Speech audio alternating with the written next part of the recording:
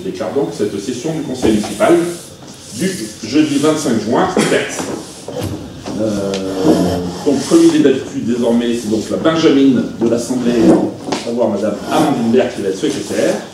Donc il va commencer par l'ordre du jour. Oui, l'appel. Comme vous voulez. L'appel en premier. Oui. Allons-y pour l'appel. Alors, Nager Damien. Présent. Porte Bernadette. Présente. Polnard Stéphane. Présent. Urlacher Yolande. Présente. Nocera Fabrice. Présent. Pierre Petit. Présent. Vivier Muriel. Présente. Gresley Sophie. Présente. Frédier Pascaline. Présente. Comte Raphaël. Présent. Reynaud Yann. Présent. Bérandine présente. Chambol Philippe. Présent. Hugon Frédéric. Présente. Henri Jean-Christophe. Présent. Merci. Donc nous allons passer à l'ordre du jour, s'il vous plaît. Alors, en premier temps, on va parler de l'approbation du compte-rendu de la séance du 4 juin 2020. En deux, la proposition de délibération concernant le projet de renouvellement du parc éolien de Marsal. Présentation de la société RS du projet et de la promesse de la convention de servitude. Le débat et vote. En trois, on va parler de la proposition de délibération concernant le programme de renforcement du réseau BT par le syndicat départemental d'énergie de la Drôme pour les postes des Jondes, De Gondes, et la Tour. En 4, la proposition de délibération concernant la demande de subvention au titre des amendes de police pour l'année 2020. Et en 5, les questions diverses. Très bien. Donc si vous le permettez, je vais faire une modification dans l'ordre de l'ordre du jour, puisqu'en fait, comme vous le voyez, les personnes de reste ne sont pas encore arrivées, elles arriveront vers 21 h. Donc ce que je vous propose, c'est de commencer par les propositions qui sont numérotées 3 et 4 sur votre ordre du jour, puis ensuite on reviendra à la proposition numéro 2, et en fait l'ordre du jour numéro 5. Est-ce que ça va à tout le monde? Merci.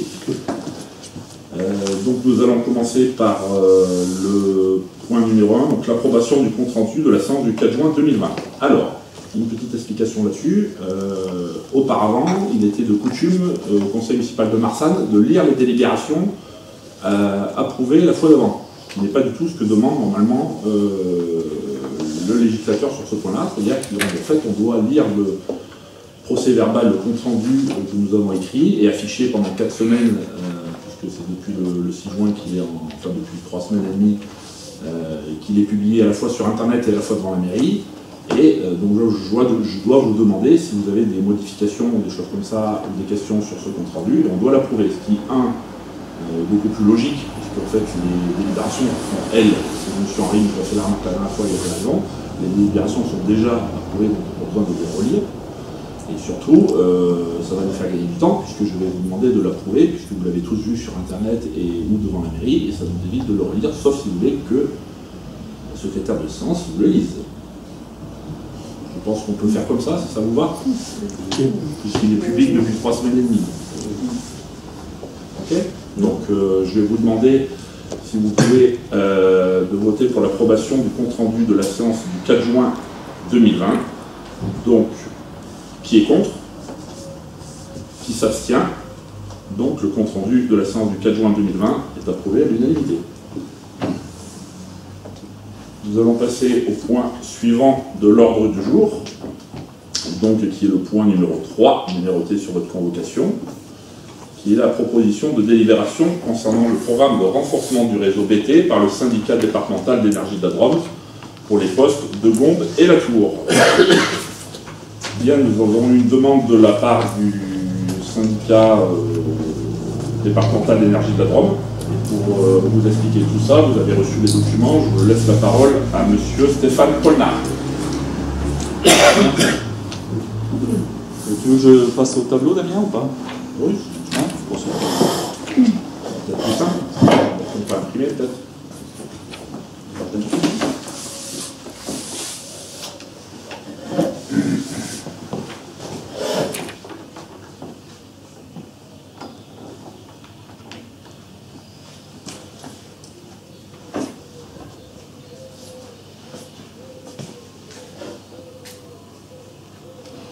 Il chauffe. C'est un diesel, c'est un diesel.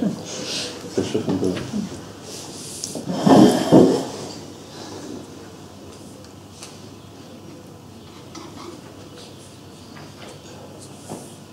Ah, très bien.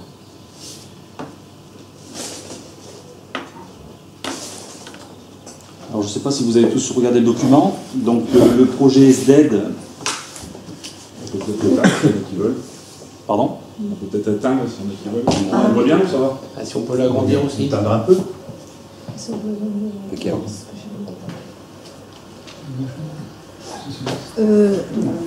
Monsieur Simon, voilà, c'est la copie. Voilà. Tu peux l'agrandir un petit peu, non? Non. Je suis en plein écran là je suis. C'est pour vous situer à peu près, pour ceux qui ne savent pas où c'est. Donc c'est pour renforcer le réseau électrique pour la partie où habite Laurent Pradon autour. Il a des machines, outils de haute précision sur ses réglages de moteur. Il avait d'énormes coupures d'électricité, de micro-coupures.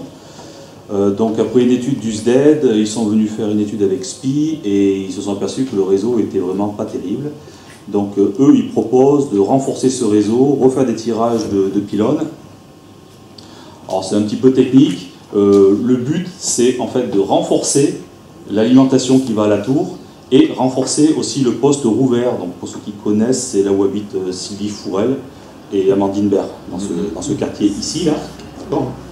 Donc là, c'est pour remplacer en fait le poste, donc c'est des PSSB. Alors, en termes techniques, c'est des postes sol simplifiés de type A et B. A, il n'y a pas d'équipement, B, il y a un équipement dedans. Alors après, on n'est pas plus que ça. C'est simplement renforcement de réseau avec des lignes, des pylônes, création d'une nouvelle ligne qui sortirait maintenant au chemin des Tours. Pour ceux qui connaissent la maison des Tours, quand on descend par la route de Bonlieu, là, donc il y aurait une ligne qui viendrait terminer ici. Voilà. Pour, si ça peut vous parler.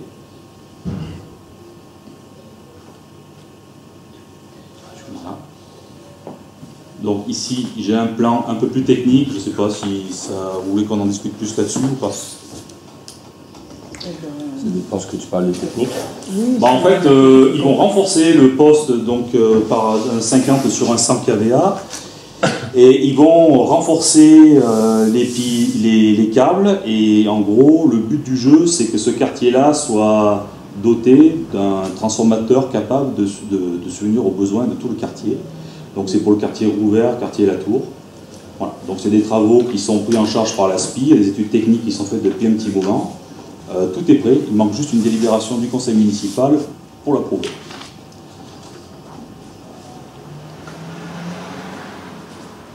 Je peux poser des questions? On la partie financement. Non, en fait, c'est juste parce que je ne suis pas un grand spécialiste techniquement, mais en fait, renforcement d'un poste, ça veut dire quoi? Qui grossissent les câbles? Si tant est qu'ils grossissent les câbles, est-ce que c'est des câbles qui sont extérieurs? Est-ce qu'ils sont enterrés? Il y a une partie, de toute façon, j'ai tout marqué dans le document. Je ne sais pas si vous l'avez lu. Vous l'avez dans le... Moi, j'ai pas lu celui-là, j'ai lu le reste. Ben, ça tombe mal parce que j'avais tout décrit ici pour éviter qu'on passe des heures à discuter de techniques. Supprimer un poste qui est obsolète. Voilà. Et de Donc je voulais en fait marquer ici. Hein. Donc l'objectif du travail est de renforcer l'alimentation électrique sur les quartiers Rouvert et les Tours. Il y a deux choses distinctes. Les travaux prévus sont les suivants. Mutation d'un poste H61 appelé Rouvert à un poste PSSB 250 kVA 20 kV appelé Rouvert à l'intersection de la route de Bonlieu et du chemin de Rougegourde. C'est ce que je vous disais, donc vers chez Sylvie Fourel. Donc en gros, ils veulent dimensionner un transformateur plus gros.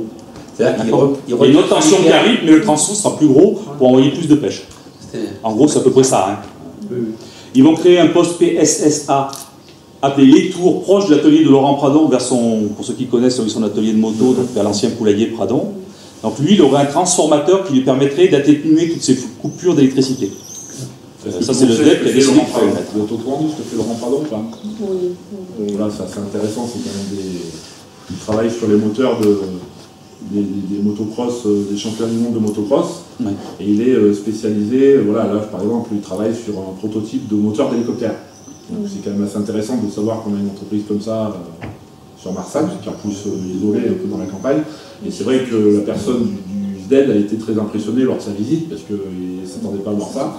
Et donc en fait, je pense que dans leur objectif, en fait, si tu veux, Jean-Christophe, c'est que Ils veulent pas que lui, le besoin qu'il a, ça se répercute sur les maisons autour, parce que c'est ça en fait qu'ils ont peur, je crois. Hein, ouais, ils ont peur. Ils tirent beaucoup. Il a des machines de pointe, il a des machines-outils de pointe et qui ne supportent pas les micro-coupures. Voilà, et du coup, c'est vrai que je crois qu'il avait pas mal d'onduleurs, de choses comme ça, mais... Il s'est fait des onduleurs solaires, il s'est fait des panneaux solaires avec des batteries et compagnie.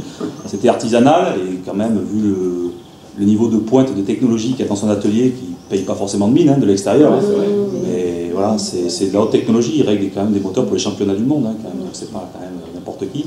Et donc ils ont trouvé utile d'aider, il y a plus ce genre de problème. Donc c'est pour ça qu'ils veulent créer un poste aussi, un PSSA, poste simplifié sol de type A, donc à côté de son atelier. Et bien sûr, dans ces travaux, il y aurait des postes de poteaux bois et béton, un enfouissement d'un câble sur 1,30 m de profondeur sur une certaine partie, etc., etc., tout ce qu'il peut y avoir pour aménagement de lignes électriques. Après, je suis allé faire un tour avec eux, c'est très intéressant, mais je ne peux pas tout raconter ce soir. Je vous dis simplement, il y aura mise en place de poteaux, renforcement de câbles, mise en place d'un poste, renforcement d'un poste, et le coût global quand même de l'opération est de 222 854,56 € hors taxe, qui est pris en charge à 100% par l'énergie SDED. Donc nous, on a juste à voter. Pris en charge par le SDED. Alors si le SDED le prend pas... Alors ça, c'est que pour la première partie. Alors, il y a une deuxième partie, donc le dossier SDED, deuxième partie, hein, donc il finit par 52 AER. C'est un renforcement de réseau basse tension à partir du poste de la tour par mutation de 50 à 100 kVA. Monsieur Comte Yves prépare des appartements en location sur la route de Saint-Gervais, là où il y a les anciens pigeonniers, pour vous situer. Donc il y a un énorme bâtiment qui va être mis à la location et le poste qu'il y avait actuellement sur un poteau n'était pas suffisant pour subvenir aux besoins de ces locations. Donc le SDED va changer de transformateur et une permutation de 50 à 100 kVA. Voilà. Donc c'est juste un remplacement de transformateur de 50 par un 100. Montant de l'opération 2738,80 € hors taxe, financé à 100% aussi par l'énergie SDED. Merci. Des questions? C'est Frédéric. Quand il n'y a pas du tout de fil en tiré. Il n'y a pas de ligne d'entiré. Il y a une partie ici sur le plan, hein, vous l'avez sur le plan que... Le plan, c'est ce qui est en vert qui va être entiré. Ouais. Hein, il y a une partie qui est enterrée avec un minimum d'1,30 m. Après, tout ce qui est créé, je crois, ça reprend l'existant. Oui, il y a une grosse partie de l'existence sur la route de Saint-Gervais vers chez Madame Chatin, là, qui va descendre tout le long de la tour, après chemin du Rouge-Gorge, et si on reprend, ça va aller jusqu'à la route de Bonlieu, et ça va remonter la route de Bonlieu, une partie pour aller au transformateur qui est dans l'angle, là, parce que tu vois, Frédéric. Et après, ils veulent faire aussi une partie enterrée qui ressortira au chemin des Tours par la route de Bonlieu, en face de la Truffière à Guillon, et là, ils mettraient une sortie, au cas où il y aurait encore d'autres besoins plus hauts, pour Périeux et compagnie, ils peuvent se rebrancher dessus. Parce qu'ils l'ont vraiment surdimensionné pour les besoins.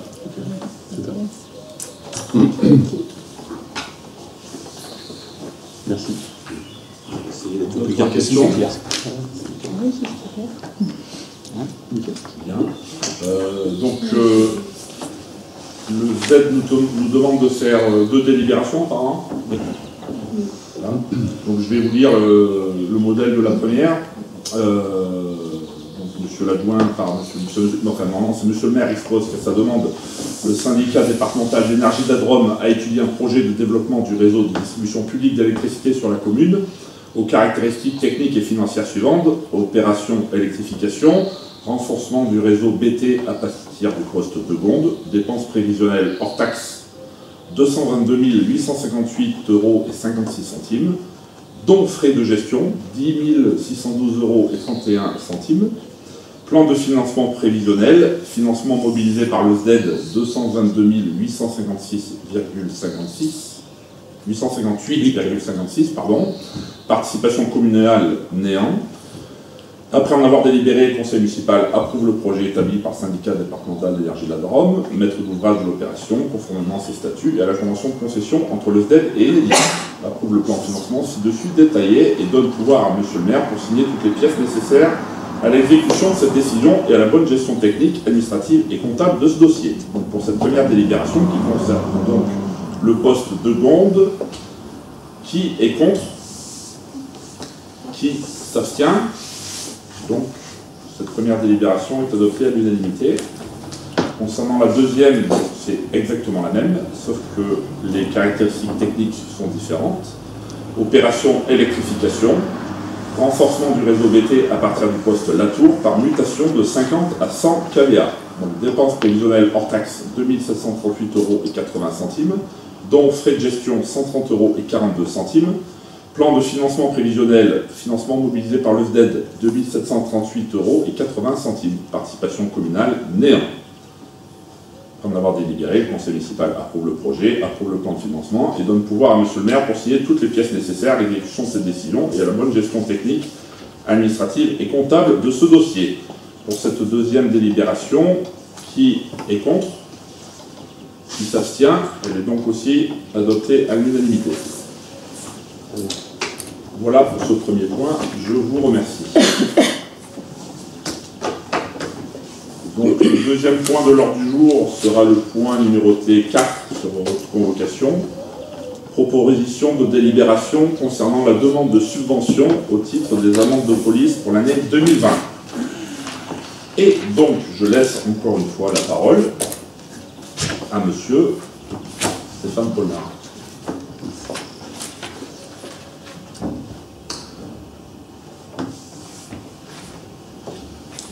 Alors, est-ce que vous avez regardé un petit peu la rétribution au titre des amendes de police? Donc, toutes les amendes, il y a une rétribution des amendes de police qui sont rétribuées aux communes de l'agglomération selon un prorata sur les routes. Enfin, il y a un calcul savant. En gros, on a droit à 4 500 € à dépenser dans la sécurité, en signalisation, avant la fin de l'année. Ce projet, il faut le porter avant la fin du mois de juin. D'accord, cette enveloppe de 4 500 € peut être dépensée uniquement si on fournit les devis et si on délibère avant le 30 juin. Donc il y avait un peu urgence, vu qu'il y a quand même cet argent qui nous est rétribué, seulement sur présentation d'un devis et d'une délibération. Donc on s'est un petit peu activé. Donc je suis allé faire un petit tour selon les recommandations de certaines personnes, dont Damien. Je suis allé voir le Grand Chemin. Donc le Grand Chemin, je ne sais pas si vous avez remarqué, mais juste un peu avant le confinement, ou avant le vote, il y a des passages qui ont été posés sur le Grand Chemin aux intersections. D'accord ? Il y a toujours les croix Saint-André et précision de croix de Saint-André, priorité à droite. Donc il y a les panneaux qui indiquent des priorités à droite, alors qu'au marquage au sol, c'est des marquages carrés indiquant c'est des passages. Donc on en a profité d'avoir cette enveloppe au niveau du département pour faire des devis sur l'achat de panneaux de signalisation, de pré-signalisation, de CCD le passage. Donc c'est ce que je vous ai fourni dans le devis qui est ici. Donc il y a des panneaux triangles avec les. Donc il y a tout un. C'est des termes un peu compliqués, c'est simplement le panneau triangle avec le poteau, il y a la signalisation céder le passage et la pré-signalisation qui est 150 mètres avant. Attention, c'était le passage à 150 mètres. Voilà.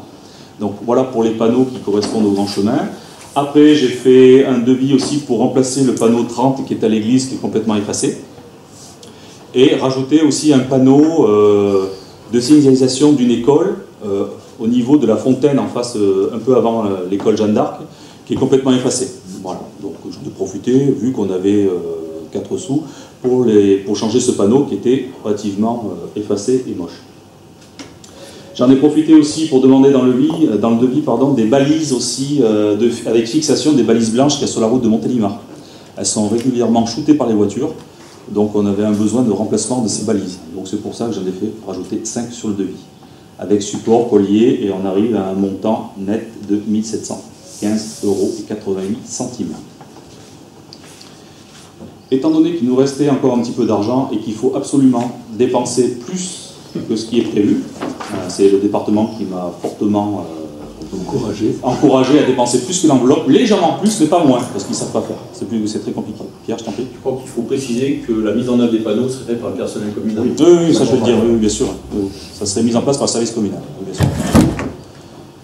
Donc on en a profité pour faire un autre devis aussi pour l'achat, subventionnable bien sûr, d'un radar pédagogique portable. Il y a beaucoup de gens qui se plaignent de la vitesse des voitures dans le village ou en périphérie. Donc ce radar nous permettrait quand même déjà d'avertir les gens avec un petit symbole, un petit bonhomme, qui peut dire attention, vous roulez trop vite. Et il permettrait aussi, donc pas que d'avertir, de faire aussi des statistiques sur les vitesses, les pointes, les heures. Il y a un logiciel en fait qui va décortiquer tout ça et qui peut être très intéressant. Je sais qu'il y a beaucoup de gens qui se plaignent sur les voitures qui roulent très vite entre 6 et 7 du matin. Et des camions. Oui, oui, voiture ou camion, voilà. Il y a des usagers qui roulent très vite, surtout sur la route de Montélimar, sachant que le 50 quand même va jusqu'à chemin de la rue et qu'à partir de la coquille, ça commence à envoyer. Donc on peut mettre ce radar déjà pour avertir, et si vraiment après on a des problèmes, on peut en avertir la gendarmerie, parce qu'on aurait les créneaux, on aurait aussi les pointes. Voilà. Donc ce radar, je trouve que c'était très intéressant vis-à-vis de la sécurité, et peut-être aussi rappeler aux gens qu'on est dans une zone 50. Des fois, peut-être, ça peut arriver à tout le monde, hein, c'est aller, mais tac, on voit le radar, le petit bonhomme, ça peut être intéressant. Et le coût de ce radar est de 2814 €. D'accord. Moi j'ai une question. Oui. Tu n'as pas fini, tu passes son Excel. Je vous sors l'Excel. Voilà. Voilà. Donc quand on regarde le fichier Excel, donc 1715,88 de panneaux, plus les panneaux sécurité école, plus le devis radar pédagogique sur batterie transportable. C'est-à-dire que face solaire, c'est trop cher. C'est beaucoup trop cher, on arrive à 5 000 €, on est hors budget. Ça nous fait un montant total de 4 529,88, sachant que le département nous finance au titre des amendes de police 2019 4 500 €, reste à la commune 29,88 €. Là j'ai fini. Alors moi j'ai une question concernant le devis. Un seul devis, pour moi, ça ne suffit pas. Il faut avoir des devis comparatifs, oui, il faudrait 3 devis. Et là, honnêtement... Ben oui, je suis en cours d'en faire d'autres, mais là j'ai appris ça il n'y a pas longtemps. Il fallait déjà trouver où mettre ces panneaux, quoi en faire, parce que 4 500 € c'est bien, mais les dépenser...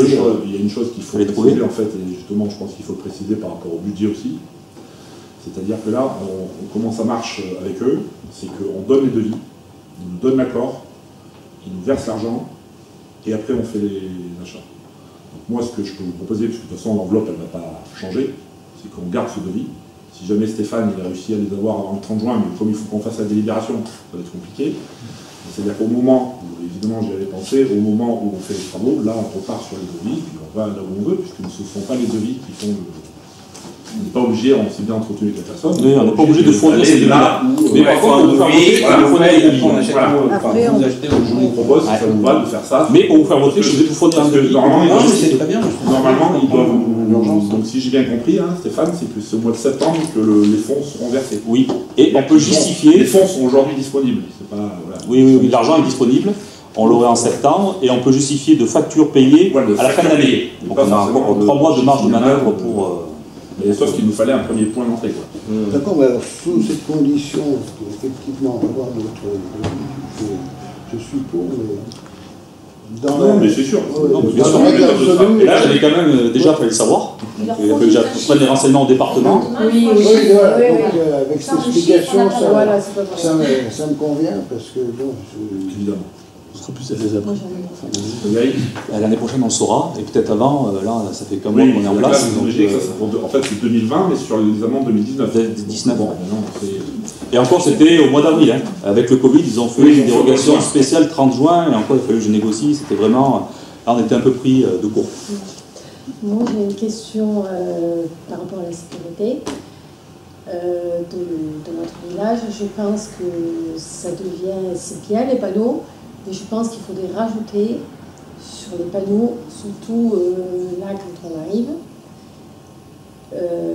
des parkings. Où sont les parkings à Massard? On n'a pas de panneaux de parking. Ça devient... Et puis, je pense aussi que niveau, déjà, ceux qui travaillent à la commune, priorité déjà, Marie sont toujours en bas, depuis 40 ans, je pense. Voilà, je pense que, non, mais je veux dire, il faut arriver de réduire un petit peu des voitures dans notre village, mais déjà, le principal, qui travaille tous les jours... Oui. Alors, après, je ne veux pas diminuer les parkings, voitures, mais je veux on y dire... a pensé avec Damien, on a des idées. Là, c'était pour la sécurité. Et oui, mais comme tu parles de panneaux, surtout cette route de Rouanac, là, qu'il y en a toujours qui se gardent devant le monument mort, je pense que le petit pot de fleurs, on le reglisserait déjà, c'est pas une question de sécurité, pour les passages de piétons, enfin, voilà. Oui, des petites choses. Après, avec la commission loi, et après, ça, c'est des choses... Voilà. Là, il y avait un peu d'urgence de faire vite, et changer ces panneaux-là, parce que c'est quand même, s'il y a un accident, sachant qu'il y a un marquage au sol, c'est des passages avec une priorité à droite qui est annoncée, c'est un peu tordu. En plus, je suis pas sûr que ça soit éligible en termes de signalétique. Non. Vu que c'est pas de la sécurité. C'est pas dans la sécurité, mais bon, par contre, ça Mais peut Alors, c'est question effectivement un travail de la commission voirie. Oui, je sais, mais moi, On l'avait mis dans le document là, quand on a fait le récapitulatif. Effectivement, il y a un travail sur les parkings et tu as tout à fait raison. Tout ce que tu as dit, je suis absolument d'accord avec ce que tu as dit. Donc, je ne peux pas te dire. Oui, non, mais voilà, Non, mais c'est bien. Je pense que les gens ne savent pas qu'il y a des parkings. Voilà. Je pense qu'il faut éviter ce qu'on appelle le tamponnage de voitures, c'est-à-dire quelqu'un qui reste pendant 3 jours. Voilà. Je pense qu'il faut qu'au centre-village, ce soit des passages brefs. Voilà. Ça, on est hors. Je sais pas si une proposition de délibération. On ouvre un peu le débat. Oui. On avance puisqu'ils n'arrivent pas. On ouvre un peu le débat, oui, mais bon. Non, mais c'est intéressant. Oui. On en reparlera plus. Non, mais je pense que ça fait partie. De toute façon, il y aura une commission. Même au niveau du commerce et tout, je pense que c'est des choses à voir. Et puis effectivement, on a des parkings, par exemple, comme au lotissement rue de la Libération, il y a un espace à côté des poubelles qui est complètement jamais utilisé, alors que c'est à 5 minutes de marche. J'ai juste une petite chose à rajouter. Oui, Par rapport au bit blanche qui a redémonté les marques, Balise blanche. les balises blanches, est-ce que c'est vraiment difficile de les remettre parce que bon, se refaire. Et ben, on va les remettre en même temps que le radar et on va expliquer aux gens qu'il y a quand même des places avec. C'est pas fait pour rouler plein tube à des endroits. Oui, ça. Il y a eu un accident grave avec la dame qui habite avant la coquille. Remettre les mêmes choses, on sait que ça va la se voiture a refaire frôlé, casser. elle a eu très peur et d'ailleurs c'est elle qui nous a remonté l'information. Tu me reprends Agnès si j'ai une bêtise. Et donc c'est pour ça qu'après on a pensé à ces balisettes blanches. Alors, une petite remarque sur les balisettes blanches. Je peux vous renseigner là-dessus. Elles sont appelées à repartir très rapidement, sachant qu'en plus, certains motards, c'est un jeu de les shooter. Quand ils passent en moto, ça, c'est il faut mettre des trucs en fer. en fait, on fait des fosses en béton, mais bon, ça peut les gens. Non, mais je sais pas, c'est qu'il y a un massif. C'est pour rappeler aux gens qu'on change. Mais à terme, il faut qu'on mette des obstacles physiques. Des massifs. Bordure de trottoir, bac à fleurs. Les bacs à fleurs en béton, ça c'est l'idéal. Mais ça, c'est dans l'étude qu'on va. Je crois qu'il faut qu'on fasse une étude globale sur toute la sécurité du village. Oui, tout à fait. Il faut qu'on les chiffre, parce qu'on ne peut pas tout faire en même temps. Et puis donner des priorités. Parce que je pense que pour les bacs à fleurs, à la différence des gendarmes couchés, il n'y a pas les mêmes contraintes sur une départementale que ce qu'on a à mettre des gendarmes couchés, où pratiquement une fois une fois ça passe, mais sur 9 fois ça passe pas. Après, il y a les gendarmes couchés, il y a les plateaux de ralentissement qui sont aussi efficaces. Ouais, mais c'est brouillard. Et moins dangereux. Oui, voilà, c'est un voisinage aussi. Pareil, sur les départementales, ils sont assez... Pensez aux voisins. C'est une étude. Oui, il y a Bon, là, on a débordé un petit peu, mais voilà, sur les les gendarmes balisettes. couchés maintenant par rapport aux hauteurs, etc. Voilà. Mais ça demande globalement toute une étude sur tout le village. Oui, c'est sûr. Mais sur la route déjà de Montélimar, si on met des bacs à fleurs, ça fait des vraies chicanes. C'est des chicanes. Les gens, Après, il faut rendre compatible avec le matériel agricole, il faut rendre compatible avec les camions qui viennent au silo. Il y a beaucoup d'aspects à regarder. Bon, les camions qui viennent au silo, c'est exceptionnel, ils peuvent être rebougés. C'est l'avantage de ces bacs à fleurs que on peut, avec des transferts, bon, c'est sûr que c'est Techniquement, il y a plein de solutions, mais il faut les étudier, les chiffrer et voir ce qu'on peut faire. Il y a un point important qu'a précisé rapidement Pierre, c'est que nous on fait le pari qu'on est capable d'utiliser les services techniques de la municipalité en tant que service technique. Et donc du coup, toutes ces installations seront assurées par service technique de Marsanne. Je pense que depuis qu'on a commencé à travailler pour la commune, là, donc il y a à peu près un mois, je pense qu'il y a une bonne évolution au service technique. On essaie de faire participer sur les projets. C'est l'alarme du tabac. C'est régulier. Mais peut-être je ferme pour ça le dérangement. Et donc ces installations, là, tout ce qui est panneaux, etc., qui auraient peut-être été également faits par les prestataires, seront faits par les services techniques. Ils ont la compétence. Et puis ils sont. Bah oui, c'est pas Et puis ils ont envie de le faire. Voilà. Et ils ont envie de le faire aussi, exactement. Voilà, est-ce que vous avez d'autres remarques ou questions? Non. Oui, je pense, moi, c'est que l'année prochaine, quand on tombera cette subvention, on aura beaucoup plus de billes pour voir où on en mettra un. Mais complètement. Déjà, il y aura une commission. Sachant qu'elle existe, on sera à l'affût. façon, vous avez des prix de panneaux, des prix de bornes, etc. C'est-à-dire que là, on prend les 4500 parce qu'on les a, on nous empêche d'ici la fin de l'année de prendre quelques panneaux en plus, etc. Voilà, sauf que là, c'est on a pris au. Voilà, si d'ici là, peut-être qu'on décide de faire un passage piéton ou un truc comme ça, peut-être qu'on peut modifier notre vision, voilà, on verra. À titre indicatif, c'est des amendes qui ont été mises sur une période de combien de temps? C'est annuel. C'est tout l'année. Ouais. C'est 2019. C'est pour les villes de moins de 10 000 habitants et il y a une rétribution proportionnelle au kilométrage de route. Au réseau routier. Alors après, le calcul savant, j'en sais rien. Je sais qu'on avait une enveloppe de 4500. Et c'est annuel ça? Je le sais depuis pas longtemps et juste avant le 30, il fallait les faire valider. Voilà. Donc, ce que je sais, la amende, plus mon travail est important. C'est quand même de l'argent à 4500 €, ça c'est dommage. Non, mais c'était. Je pense que c'est une partie. Je pense que c'est une partie. Oui, c'est jamais, il y a un pourcentage pour quand même. Après, il y a une information qu'on peut peut-être donner là. C'est que le SDED a un gros projet aussi de gros travaux d'électricité d'ici la fin de l'année. C'est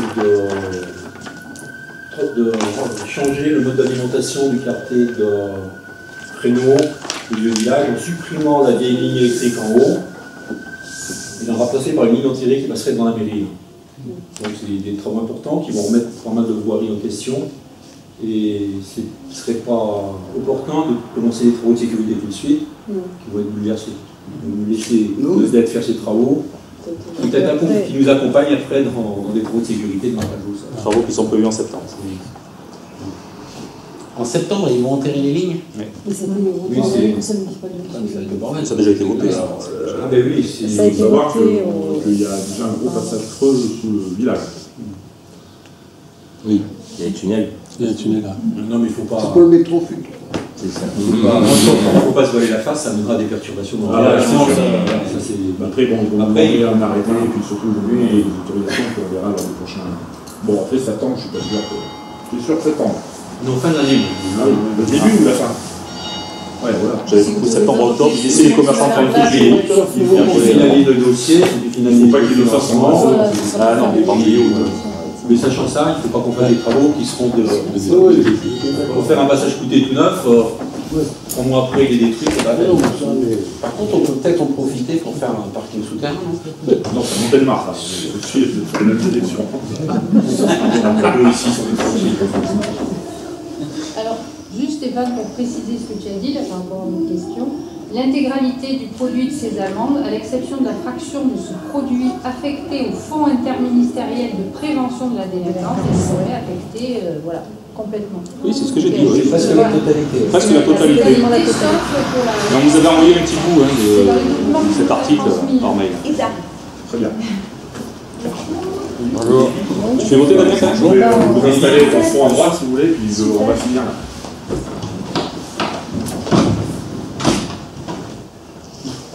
Donc, s'il n'y a pas d'autres questions ou de remarques à ce sujet, je vais vous faire lecture du projet de délibération. Non, ça ne vaut pas la peine? Allez, c'est pas la peine. Donc, je vais vous demander si vous êtes d'accord concernant la provision de délibération concernant la demande de subvention au titre des amendes de police pour l'année 2020. Donc, qui est contre? Qui s'abstient? Donc, c'est adopté à l'unanimité.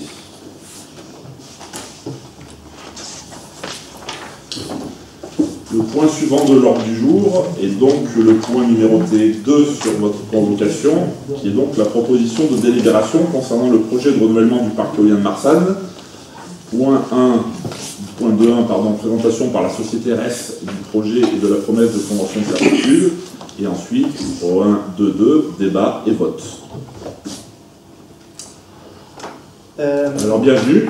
D'abord, si vous pouvez vous installer comme vous voulez. On va rester là si ça vous convient, on va construire une présentation. Avant de commencer, je voudrais juste vous demander est-ce que quelqu'un serait mal à l'aise si on enlève notre masque pour la présentation, ce sera plus pratique. Si quelqu'un. Si vous gardez la distance, c'est pas de souci. On reste sur la distance.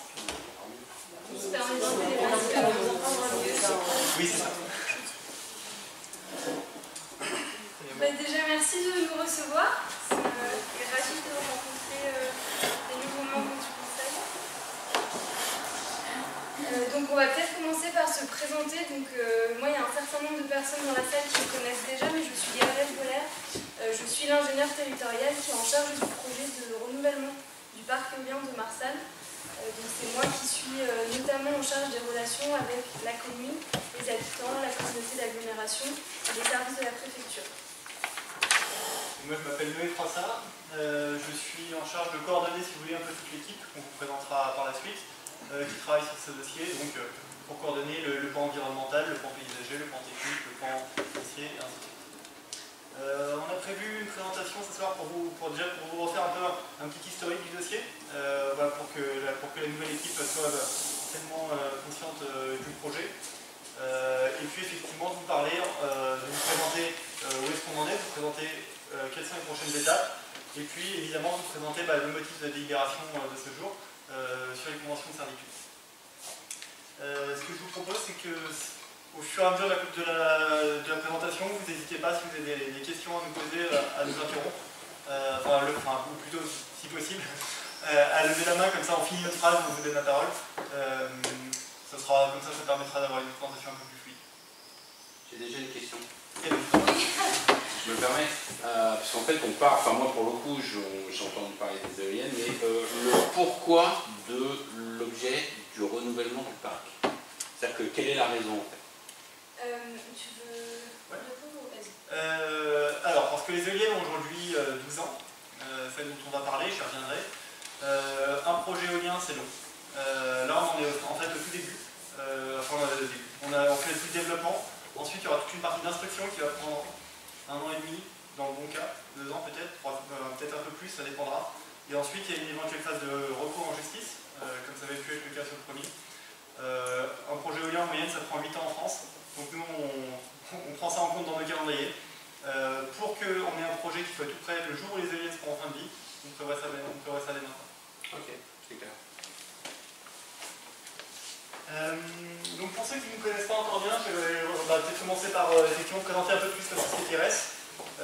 Donc la société RES, avant on s'appelait EOLRES au moment du développement du premier parc. Vu que maintenant on fait aussi beaucoup de solaire, on a enlevé la particule EOL et on a juste gardé RES, mais c'est bien la même société et les mêmes personnes. Donc ça fait un peu plus de 20 ans qu'on travaille. Marsal en fait était un de nos premiers projets à ce titre. Et ça fait du coup depuis les années 2000 qu'on travaille avec la commune de Marsal. Aujourd'hui en France on est 230 salariés, notre siège social est en Avignon. On a des agences, j'y reviendrai. On a installé 700 MW d'éolien, peut-être un peu plus d'ailleurs maintenant, pour être plus proche de 800 MW. Donc en capacité installée, ça représente, pour vous donner un ordre de grandeur, à peu près 2/3 d'un réacteur nucléaire en capacité installée.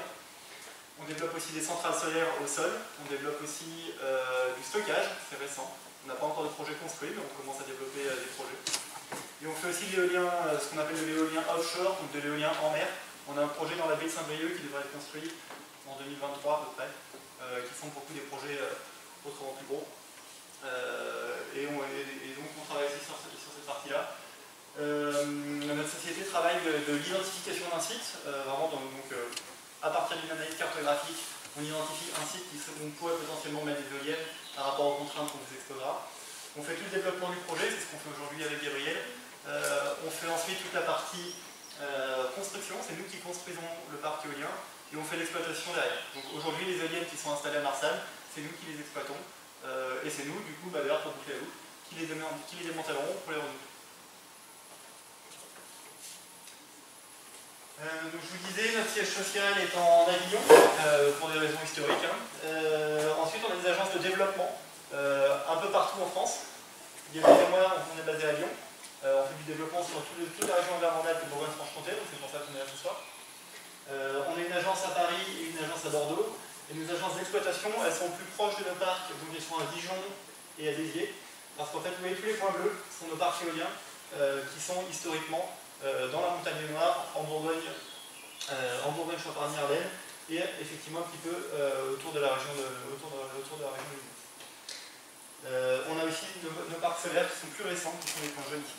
Et si je m'attarde un petit peu sur la région Auvergne-Rhône-Alpes, dans la région Auvergne-Rhône-Alpes, on est un des principaux acteurs de l'éolien, à peu près comme en France, sauf qu'on a une plus grande part de marché en Auvergne-Rhône-Alpes. On a évidemment le parc de Marsanne et de la Tessonnière, qui sont deux parcs différents, c'est les 8 éoliennes qui sont sur votre commune.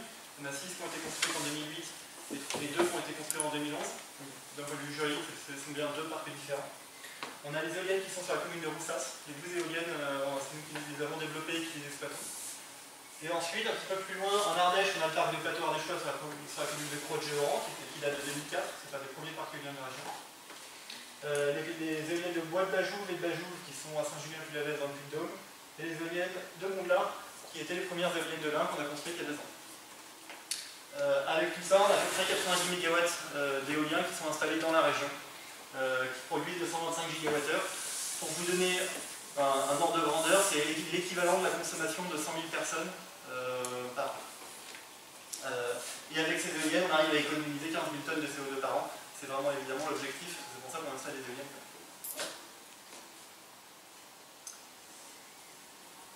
Si je reviens un petit peu sur le parc éolien de Marsal, est-ce qu'au fond, vous arrivez à lire Ok, super. Si je reviens sur le parc de Marsal, je vous disais, le début des discussions, ça datait de 2000-2001. On avait été sollicité par la commune de Marsal, qui voulait faire un projet, qui voulait étudier un projet éolien, qui avait contacté plusieurs sociétés et nous avait reçus.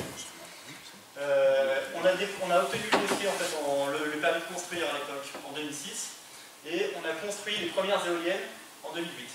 Ensuite, il y en a 2 autres qui ont été rajoutées, qui faisaient partie du même dossier, mais voilà, qui ont été rajoutées en 2011. Peut-être juste visuellement, en fait, quand vous arrivez sur le parc éolien de Marsanne, les 2 premières sont en fait les éoliennes de la Tessonnière, qui sont en fait les plus récentes, et les 6 dernières sont les éoliennes de Marsanne, qui sont en fait les plus vieilles. Voilà. Avec tout ça, on a une production de 50 GWh par an.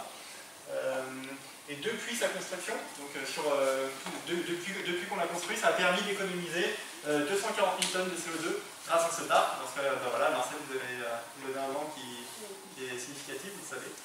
Donc ça fait un parc qui tourne bien et qui, d'un point de vue écologique, a un impact très intéressant. Pour revenir un peu sur l'insertion locale également du parc éolien de Marsanne, c'est vrai qu'on a la chance d'avoir des relais importants sur le territoire, notamment l'ONF, avec la création du sentier pédagogique d'interprétation qui passe notamment devant les éoliennes, avec tout un ensemble de choses qui ont été mises en place autour de ce parc éolien, et également le bureau d'information de l'Office du tourisme de Montélimar Agglomération, qui organise des visites du parc éolien, donc à destination des scolaires, comme vous le savez, mais également à destination des touristes, moyennant rémunération. Donc ces visites du parc éolien ont été rendues possibles grâce à la formation de Pablo par les personnels de RES et la mise à disposition de tout un ensemble de choses de façon à ce qu'ils puissent présenter les différentes phases d'un projet éolien. Et comme vous le savez, le parc est intégralement en forêt communale. Donc pour revenir un peu sur l'organisation de RES, Noé, en fait c'est Noé qui a lancé les discussions avec la commune de Marsanne, donc la précédente municipalité, pour lancer le projet de renouvellement du parc éolien de Marsanne. Et après discussion avec la commune et accord de l'ensemble des membres du conseil, une fois que le projet commence à être dérisqué, il passe le bébé à l'équipe de développement du projet, dont je fais partie. Donc, je suis ici, et comme c'est écrit et comme je vous le disais un peu en introduction, c'est moi qui suis en charge des relations avec les habitants, la commune, l'organisation de la communication et de la concertation sur laquelle on reviendra plus tard, mais également la maîtrise foncière du projet. Donc on travaille également avec une chargée d'affaires environnement qui, elle, est en charge de superviser l'ensemble des bureaux d'études, c'est-à-dire des écologues, des ornithologues, des botanistes, qui, eux, sont en charge des études environnementales qu'on va présenter devant les services de la préfecture. On a également dans notre équipe un ingénieur bureau d'études qui, lui, est spécialisé dans tout ce qui est questions acoustiques, gisement de vent, mais également en relation avec l'armée par rapport au radar défense sur lequel on reviendra un peu plus tard dans la présentation. On travaille également avec une géomaticienne, donc elle est en charge de la rédaction de toutes les cartes qu'on doit produire dans le dossier qu'on dépose en préfecture, mais également de l'ensemble des photomontages qu'on doit faire, de façon à ce que les habitants, mais aussi les communes aux alentours du projet d'implantation, puissent représenter le futur, ce à quoi va ressembler le parc une fois le projet de renouvellement abouti. Et ensuite, un ingénieur construction, donc lui, son rôle, c'est de prévoir quel est le tracé que les éoliennes, ou en tout cas que les éléments de l'éolienne utiliseront lorsqu'on sera arrivé en phase de pré-construction. Donc avoir un projet c'est bien, mais il faut pouvoir acheminer les éléments dans la forêt de Marsanne. Et donc, comme vous le voyez, on a ensuite le passage en phase finale, après l'arrêté d'autorisation du préfet, on a le passage à l'équipe de construction avec un ingénieur construction de Chérès qui supervisionne le chantier. Et ensuite, le passage aux équipes d'exploitation. Donc là, par exemple, pour le parc de Marsanne, les équipes, elles sont basées à Béziers. Donc aussi bien l'équipe d'exploitation que l'équipe de maintenance. Enfin, c'est entre Béziers et Avignon qui sont au plus proches de Marsanne.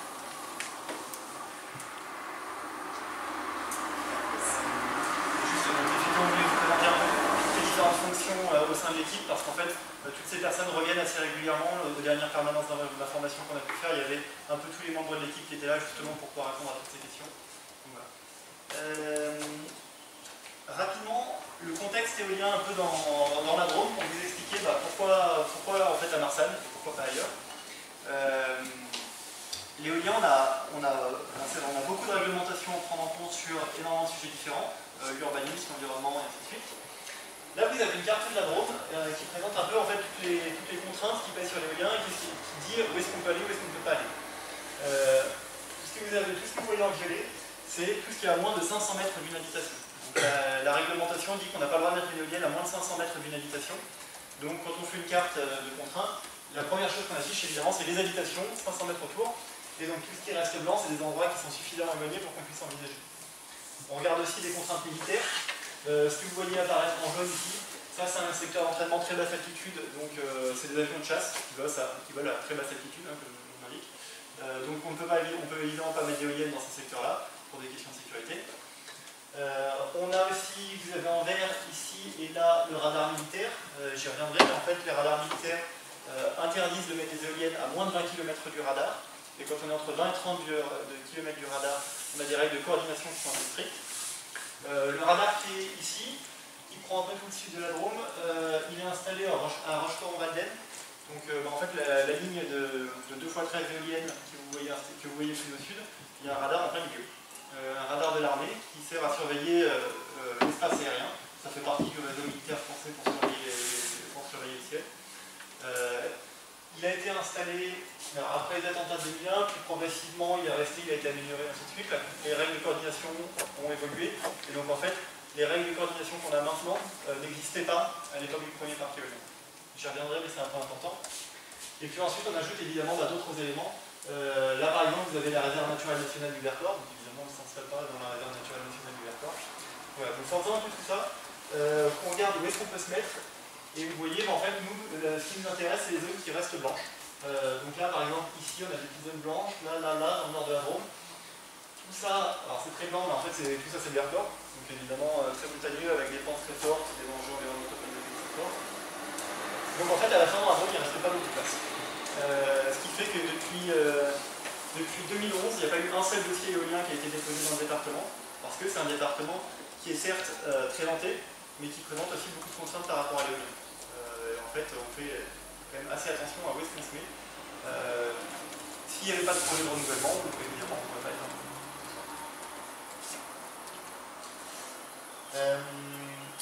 pour vous parler un peu rapidement du radar. Donc vous avez là le radar qui est à Rochefort-en-Valdaine, et tout ce qui apparaît en vert sur la carte, c'est tout ce qui est visible par le radar. Le radar il a été installé notamment pour la surveillance, du ciel de manière générale, et il avait été installé post-11 septembre pour la surveillance des deux centrales nucléaires de Fleuès et Trigestin, mais ça fonctionne, le radar a été largement amélioré depuis, sa fonction a été aussi également agrandie. L'emprise visuelle qu'on a par rapport à ce radar aujourd'hui, avec les éoliennes du parc éolien de Marsanne, est de 2,4 degrés. La règle de coordination que demande l'armée pour des nouveaux projets, c'est de 1,5 degrés. Donc bon, les éoliennes étaient là avant, donc ils ne nous ont pas demandé de les démonter parce que c'était pas nécessaire. Par contre, ils nous ont demandé est-ce que pour le prochain projet, pour le renouvellement, on baisse cet écart angulaire pour passer de 2,4 à 1,5. J'ai une question. Oui. Vous parlez d'écart. On lève la main. Pardon. On essaie de ne pas les couper. Ouais, pardon. Je ne sais pas ce que ça veut dire un écart angulaire. Voilà, donc là vous avez le schéma, donc là vous avez le radar. Ouais. Le radar, quand il regarde dans la direction de Marsanne, ouais, sur les 360 degrés qu'il balaye, il y a 2,4 degrés qui sont couverts par les éoliennes de Marsanne. C'est-à-dire que ça fait 2,4% qui brouillent leur radar. En fait, elles sont dans un écartement de... Ici, ça fait 2,4 degrés. Okay, et aujourd'hui, voilà, aujourd'hui l'armée a fixé comme nouveau critère un écartement de 1,5 degré. C'est-à-dire qu'on doit baisser la place que prend le parc éolien de Marsanne pour ce radar. Parce que du coup, derrière les éoliennes, le signal du radar est brouillé. Et donc, c'est une gêne pour ce radar-là. Il nous demande de baisser cette gêne aujourd'hui. Voilà. Sans rentrer dans des considérations trop techniques, hein, mais il faut bien voir qu'en fait, un radar, ça regarde aussi... ça regarde à 360 degrés, mais aussi dans le sens vertical. Donc, concrètement, il n'y a que le niveau du sol qu'on les impacte. Et par des effets de diffraction, le brouillage il se résorbe au bout de quelques kilomètres. Donc en fait, le radar n'est vraiment pas du tout significativement impacté, sinon là, pour le coup, l'armée aurait des problèmes.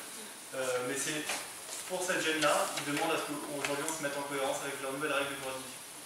Et ce qui est également important à savoir sur l'armée, c'est qu'un projet éolien ne peut pas voir le jour sans l'accord de l'armée. Soit l'armée dit oui et le projet éolien peut voir le jour, soit l'armée dit non et le projet éolien ne peut pas voir le jour. Je peux poser une question? C'est pas moi, c'est monsieur. Aujourd'hui, en l'état, vous en êtes où avec votre relation avec l'armée? On vient juste après, mais on va répondre à votre question. Merci. Peut-être pour également parler d'une autre contrainte qu'on a pris en compte, ou en tout cas d'une nécessité qu'on a pris en compte dans le cadre du développement du projet, c'est le bienvenu virage de Saint-Félix. Donc comme vous le savez tous, pour le premier parc de Marsanne, celui qui est actuellement en place, il y a un aménagement qui a été nécessaire de façon à pouvoir acheminer les éléments de l'éolienne. Donc la pente dans Saint-Félix est importante et le virage à 180 degrés fait qu'au niveau de la giration, pour les éléments de l'éolienne et les engins qui amènent ces éléments, c'est un point bloquant. Ce qu'on avait commencé à réfléchir au début du développement du projet, c'était, vous pouvez le voir ici, c'était qu'on avait besoin éventuellement d'un aménagement supplémentaire sur le virage de Saint-Félix, de façon à pouvoir aménager les éléments de l'éolienne avec ce qu'on appelle des convois standards. Dans le cadre du développement du projet, on a eu vent du fait que l'architecte des bâtiments de France, donc comme vous le savez, Saint-Félix est un monument classé, et donc à ce titre, dans les 500 mètres autour d'un monument classé, l'architecte des bâtiments de France a un avis conforme ou non conforme à donner sur l'ensemble des aménagements dans les 500 mètres autour de ce monument classé. Et donc, ce fameux virage de Saint-Félix rentre dans les 500 mètres autour d'un monument classé. Et donc, comme on a eu vent du fait que l'avis de cet AVF serait certainement défavorable, on a essayé de trouver une autre solution d'aménagement de façon à pouvoir acheminer nos éoliennes. Et aujourd'hui, il existe un système qu'on appelle blade lifter, qui est en fait un élévateur de pales d'éoliennes qui permet de lever les éoliennes à 60 degrés de façon en fait à réduire la taille du convoi et à nous permettre de passer aujourd'hui dans le virage de Saint-Félix sans aménagement supplémentaire. Le lifter, il rentre en marche pendant tout le trajet, c'est-à-dire que vous êtes tout pendant tout le trajet à 60, c'est qu'au moment où il y a... Alors, non, en fait, ce qui se passe, c'est qu'on va acheminer l'ensemble des éléments de l'éolienne au plus proche du site en convoi standard. Et ensuite, l'idée c'est de trouver une plateforme de chargement. Donc là, ce sera juste avant, vous savez, la concarte de Marsanne, il y a un endroit où, juste avant le grand chemin. Vous voyez, entre le grand chemin et l'entrée de Marsanne, on s'est mis d'accord avec un propriétaire de façon à mettre la plateforme de chargement à cet endroit-là. Et cette plateforme de chargement, elle va nous permettre de lever les pales de l'éolienne de façon à les acheminer ensuite vers le site. Allez-y. Sur quelle route, là, vous dites? Alors, ça, c'est... L'idée aujourd'hui, c'est de passer par l'allée principale de Marsanne et ensuite... Comment? La route de Montélimar. Oui, tout à fait. La route qui passe devant le globe, les aubergistes, et ensuite alors le propriétaire, j'ai compris. je crois que vous avez rencontré mon mari. Oui, j'ai rencontré les voisins. J'allais faire la blague. Oui, mais j'ai rencontré les voisins du coup parce que votre mari m'avait fait part de l'exploitation. Je pense que là, oui, je pense pas. Vous avez vu votre voisin. Comment? Vous avez vu dans ton voisin? Oui, tout à fait, exactement. Mais donc voilà aujourd'hui le tracé que vont utiliser les éoliennes pour être acheminées. Et c'est vrai que ça nous permet de ne pas avoir d'impact sur le virage de Saint-Félix. Est-ce qu'il y a d'autres questions peut-être sur... Oui? Alors par rapport à cette plateforme, est-ce qu'autour, il n'y aura pas trop de, il y aura pas trop de bruit, enfin, alors il n'y a pas dans les travaux, ouais. voilà. En fait, il n'y aura pas de, enfin, le seul travaux qu'il y aura, ce sera au moment de la construction du parc, donc au moment du lancement du chantier. Ce qu'on fait, c'est qu'on décape la couche superficielle qui est sur cette plateforme, qui fait à peu près 2500 mètres carrés, et on met de la grave non traitée de façon à pouvoir stocker les éléments de l'éolienne sur un ensemble stable. Mon mari vous avez mis un rapport avec la DTP. Oui, voilà. Mais je les ai eu au téléphone suite à notre rencontre. On pourra échanger, mais il n'y aura pas de souci sur les rapports sanitaires, on avait échangé là-dessus. Est-ce qu'il y a d'autres questions peut-être?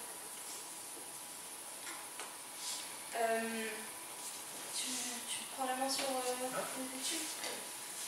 Alors, donc il faut savoir que même s'il y a déjà des éoliennes, on part sur un projet de renouvellement complet. Donc en fait, ce qui nous est demandé réglementairement, c'est de refaire toutes les études comme si aujourd'hui il n'y avait rien. Donc on refait 1 an d'études environnementales pour avoir un cycle biologique complet. On refait des études paysagères, on refait des études acoustiques. Donc c'est un peu tout ça qu'on va vous parler. Pour vous donner les enjeux assez rapidement, alors, là déjà vous avez des cartes, vous avez donc Marsanne qui est ici, et toute la forêt de Marsanne au-dessus, avec deux aires d'études.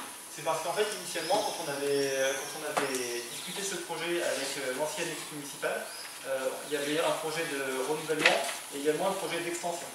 Donc le renouvellement c'est les éoliennes qui sont là, l'extension c'est ici. Entre temps le projet d'extension on l'a mis en pause parce que justement on a un problème avec le radar militaire. Donc le projet d'extension n'est pas d'actualité, c'est clairement pas ça dont on parle aujourd'hui. Il est vraiment en cause. On parle bien du projet de renouvellement, donc uniquement sur cette partie-là. Les études environnementales, donc, elles vont regarder notamment la vie faune, les chauves-souris et la flore.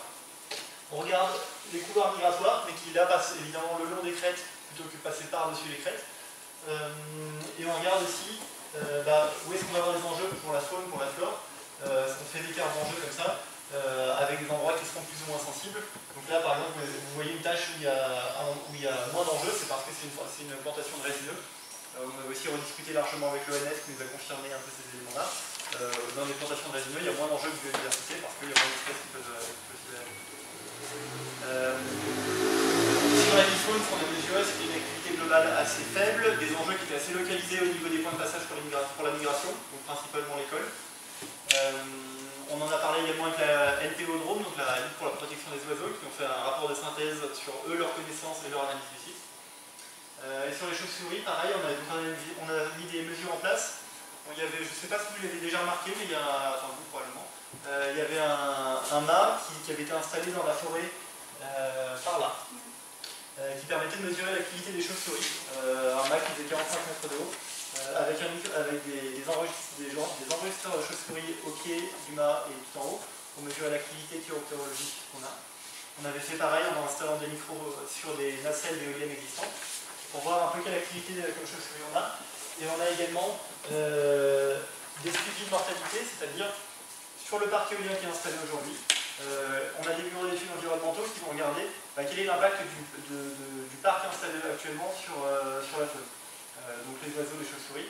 On regarde est-ce que ça a un impact sur leur comportement, est-ce que quand un oiseau s'approche du parc, il va passer au-dessus sans problème, ou est-ce qu'il va faire demi-tour, auquel cas c'est un problème parce que c'est une perte d'habitat. Et on va regarder concrètement est-ce qu'il y a des cadavres d'oiseaux au pied des éoliennes, et auquel cas, donc on fait un traitement statistique pour estimer la mortalité. Mais si nécessaire, on reprend ce qu'on appelle les bridages des éoliennes, c'est-à-dire qu'on va les faire tourner, on va en gros les arrêter aux périodes les plus sensibles. Donc par exemple pour les chauves-souris, on bride les éoliennes plutôt vers la deuxième quinzaine d'août, ou alors on empêche les éoliennes de tourner par vent faible parce que c'est à cette période-là que les chauves-souris veulent. Voilà, c'est ce genre de mesures environnementales qu'on prend en fonction de ce que nous disent les études environnementales qui mènent. Petite question, super intéressant ce que vous dites, mais c'est vous qui faites les calculs et c'est vous qui donc tirez les conclusions ou c'est quelqu'un d'extérieur? Non, c'est des bureaux d'études indépendants qui mènent ces études-là et ensuite ces rapports sont remis à la préfecture, donc au service biodiversité, qui eux sont chargés de les évaluer. Et en fonction des résultats, ils peuvent nous demander d'adapter le bridage, c'est-à-dire l'arrêt des éoliennes, de façon à protéger la faune et la vie faune. Et le guide sur comment faire des suivis a été établi par le ministère. Donc, tout ça est largement cadré. Ensuite, donc, évidemment, il y a également l'étude paysagère qui intervient dans l'ensemble des documents qu'on doit fournir donc aux habitants, mais aussi à la préfecture. Donc là, l'idée pour le projet de renouvellement, c'était de limiter l'emprise du projet de renouvellement à l'ouest, de façon à ne pas avoir un impact trop important sur la vallée du Rhône, mais également de reculer les éoliennes, de rester en retrait sur la crête en forêt de Marsanne, de façon à continuer à éviter la visibilité depuis le centre de Marsanne. Donc en plus de ça, comme vous le savez, il y a le parc à côté de la Roche-sur-Glane qui a été construit entre-temps. Donc les services de la préfecture nous demandent de prendre en compte l'ensemble des projets dans un rayon de 20 km. Ici, le plus proche, c'est celui de la Roche-sur-Glane.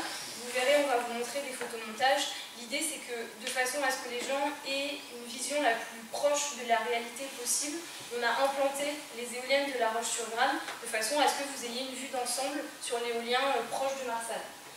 Donc il y a également, bien évidemment, le fait qu'on ait dû prendre en compte le fait que les 2 premières éoliennes de Marsanne allaient rester en place. Les 2 éoliennes de la Tessonnière ne font pas partie de ce projet de renouvellement. Donc il fallait trouver une cohérence avec ces 2 premières éoliennes. Donc il y a un total de 29 photomontages qui ont été réalisés, qui seront accessibles à la mairie, mais également dans un rayon de 6 km autour du projet d'implantation au moment de l'enquête publique. Donc, on va vous présenter certains de ces photomontages. Donc ça, c'est, vous avez ici l'endroit depuis lequel le photomontage a été pris et la distance à l'éolienne la plus proche. Donc ici, vous avez la version actuelle du parc en coloré et on vous a mis la version projet de façon à mettre en surbrillance la différence avec l'actuelle. Donc là, vous voyez qu'actuellement, il n'y a pas de visibilité quand on est un peu en retrait au niveau de la plaine des Endrants. Et ici, vous avez 3 bouts de pales qui émergent avec un zoom ici qui vous permet de vous représenter le futur. Ça, c'est la bonne image, pardon, c'est la bonne image, ça. Ça, ce sera le futur du projet de renouvellement, oui, tout à fait. Comment? C'est-à-dire qu'on ne voit pas grand-chose finalement. Alors, si vous voulez. À votre décharge, tant mieux pour vous. Si vous voulez, on a. Non, mais on a également ce genre de choses. Donc, ça, c'est quelque chose qu'on a présenté à la permanence d'information qui a été organisée au mois d'octobre, que vous pouvez feuilleter. Alors, c'est pas très coronavirus friendly. Donc, sinon, on peut faire le tour si vous préférez et vous montrer, essayer de passer un peu les pages. Là, l'idée, c'était de vous donner un peu une vue d'ensemble dans un premier temps. Après, on a du gel hydroalcoolique. Hein, donc, ok, si vous voulez, on peut les faire passer. Moi, ça ne me donne pas, comme vous voulez. Est-ce que ça convient à tout le monde? Ouais. Est-ce que vous voulez que j'aille vous chercher du gel, peut-être? Comment? Merci. Donc peut-être quand même pour vous montrer certains de ces photomontages, vous allez les revoir ici, mais... Donc ici vous avez l'actuel, donc ici avec les 6 éoliennes de Marsanne et là les 2 éoliennes de la Tessonnière. Là vous avez la version réaliste que vous verrez mieux sur le document qu'on fait passer. Et là vous avez le projet, donc ici pareil, les éoliennes en bleu c'est le futur projet de renouvellement et là la façon dont ça apparaîtra en réalité. Alors je me permets, excusez-moi, j'essaie de se comprendre. En fait, ce qui est logique, hein, plus on s'approche, plus c'est gros. Non, plus on s'éloigne, plus c'est gros. C'est la version. C'est-à-dire que tout à l'heure, vous étiez dans les Endrants. Oui. Sur la plaine des Endrants. Oui. On voyait presque rien. C'est ça. Donc là, on est à Rouanac. Oui, là, on est un peu plus loin. Et là, on le voit plus. Oui, tout à fait. Donc c'est plus on s'éloigne et plus il y a une visibilité sur l'ensemble du parc. D'accord. Et est-ce que si on est par exemple au Bastet, si vous avez fait une prise il y a également un photomontage alors, qui sera disponible dans le dossier qui sera déposé en préfecture.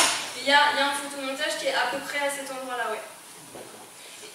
Et après, s'il y a nécessité, on a également une tablette qui nous permet de nous représenter l'implantation future. Donc on a également ces outils-là à disposition. Ok. Alors ensuite, le petit champ, comme je vous disais, donc là en fait en vert vous avez les éoliennes de la Roche-sur-Glane donc ça c'est au niveau de la sortie de petit champ que la photo a été prise. Donc en fait entre le point de vue et le parc de Marsanne, la Roche-sur-Glane, le parc de la Roche-sur-Glane est d'abord Et ensuite, les éoliennes de Marsanne sont derrière. Donc ça, c'est la version actuelle avec les 5 éoliennes de la Roche-sur-Yon. Et ici, vous avez la version projet avec la version réaliste ici. Ensuite, depuis le château de Cruas, donc, dans la version actuelle, vous avez une éolienne qui est une des éoliennes de la Tessonnière qui est visible. Et avec le projet de renouvellement, on ajoute quelques éoliennes dans ce creux-là ici. Vous les verrez mieux dans le document que vous passez.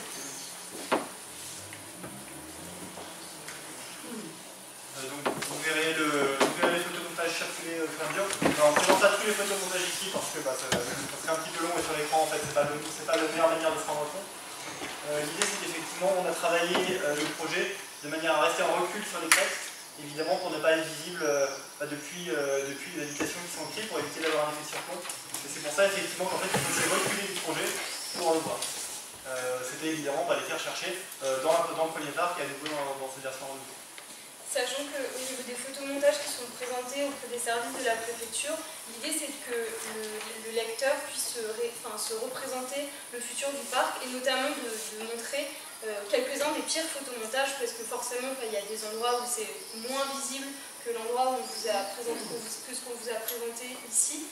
Et si jamais les services de la préfecture trouvent qu'il manque des photomontages, par exemple dans la liste qu'on avait fait au début, on n'avait pas pensé à prendre des photos depuis la forêt de Soux. Et là, vous verrez qu'il y a ça un photomontage qu'on a rajouté par la suite à des échanges avec la chargée de mission paysage de la préfecture. Voilà. Pour avancer un petit peu sur l'étude acoustique maintenant, donc on a remené une étude acoustique pour ce projet. Rapidement, la réglementation sur l'éolien, c'est que il ne faut pas qu'un parc éolien rajoute une émergence sonore, c'est-à-dire vraiment ce qu'il rajoute comme niveau de bruit. Il ne faut pas qu'il y ait une émergence sonore qui soit supérieure à 3 décibels la nuit aux habitations les plus proches.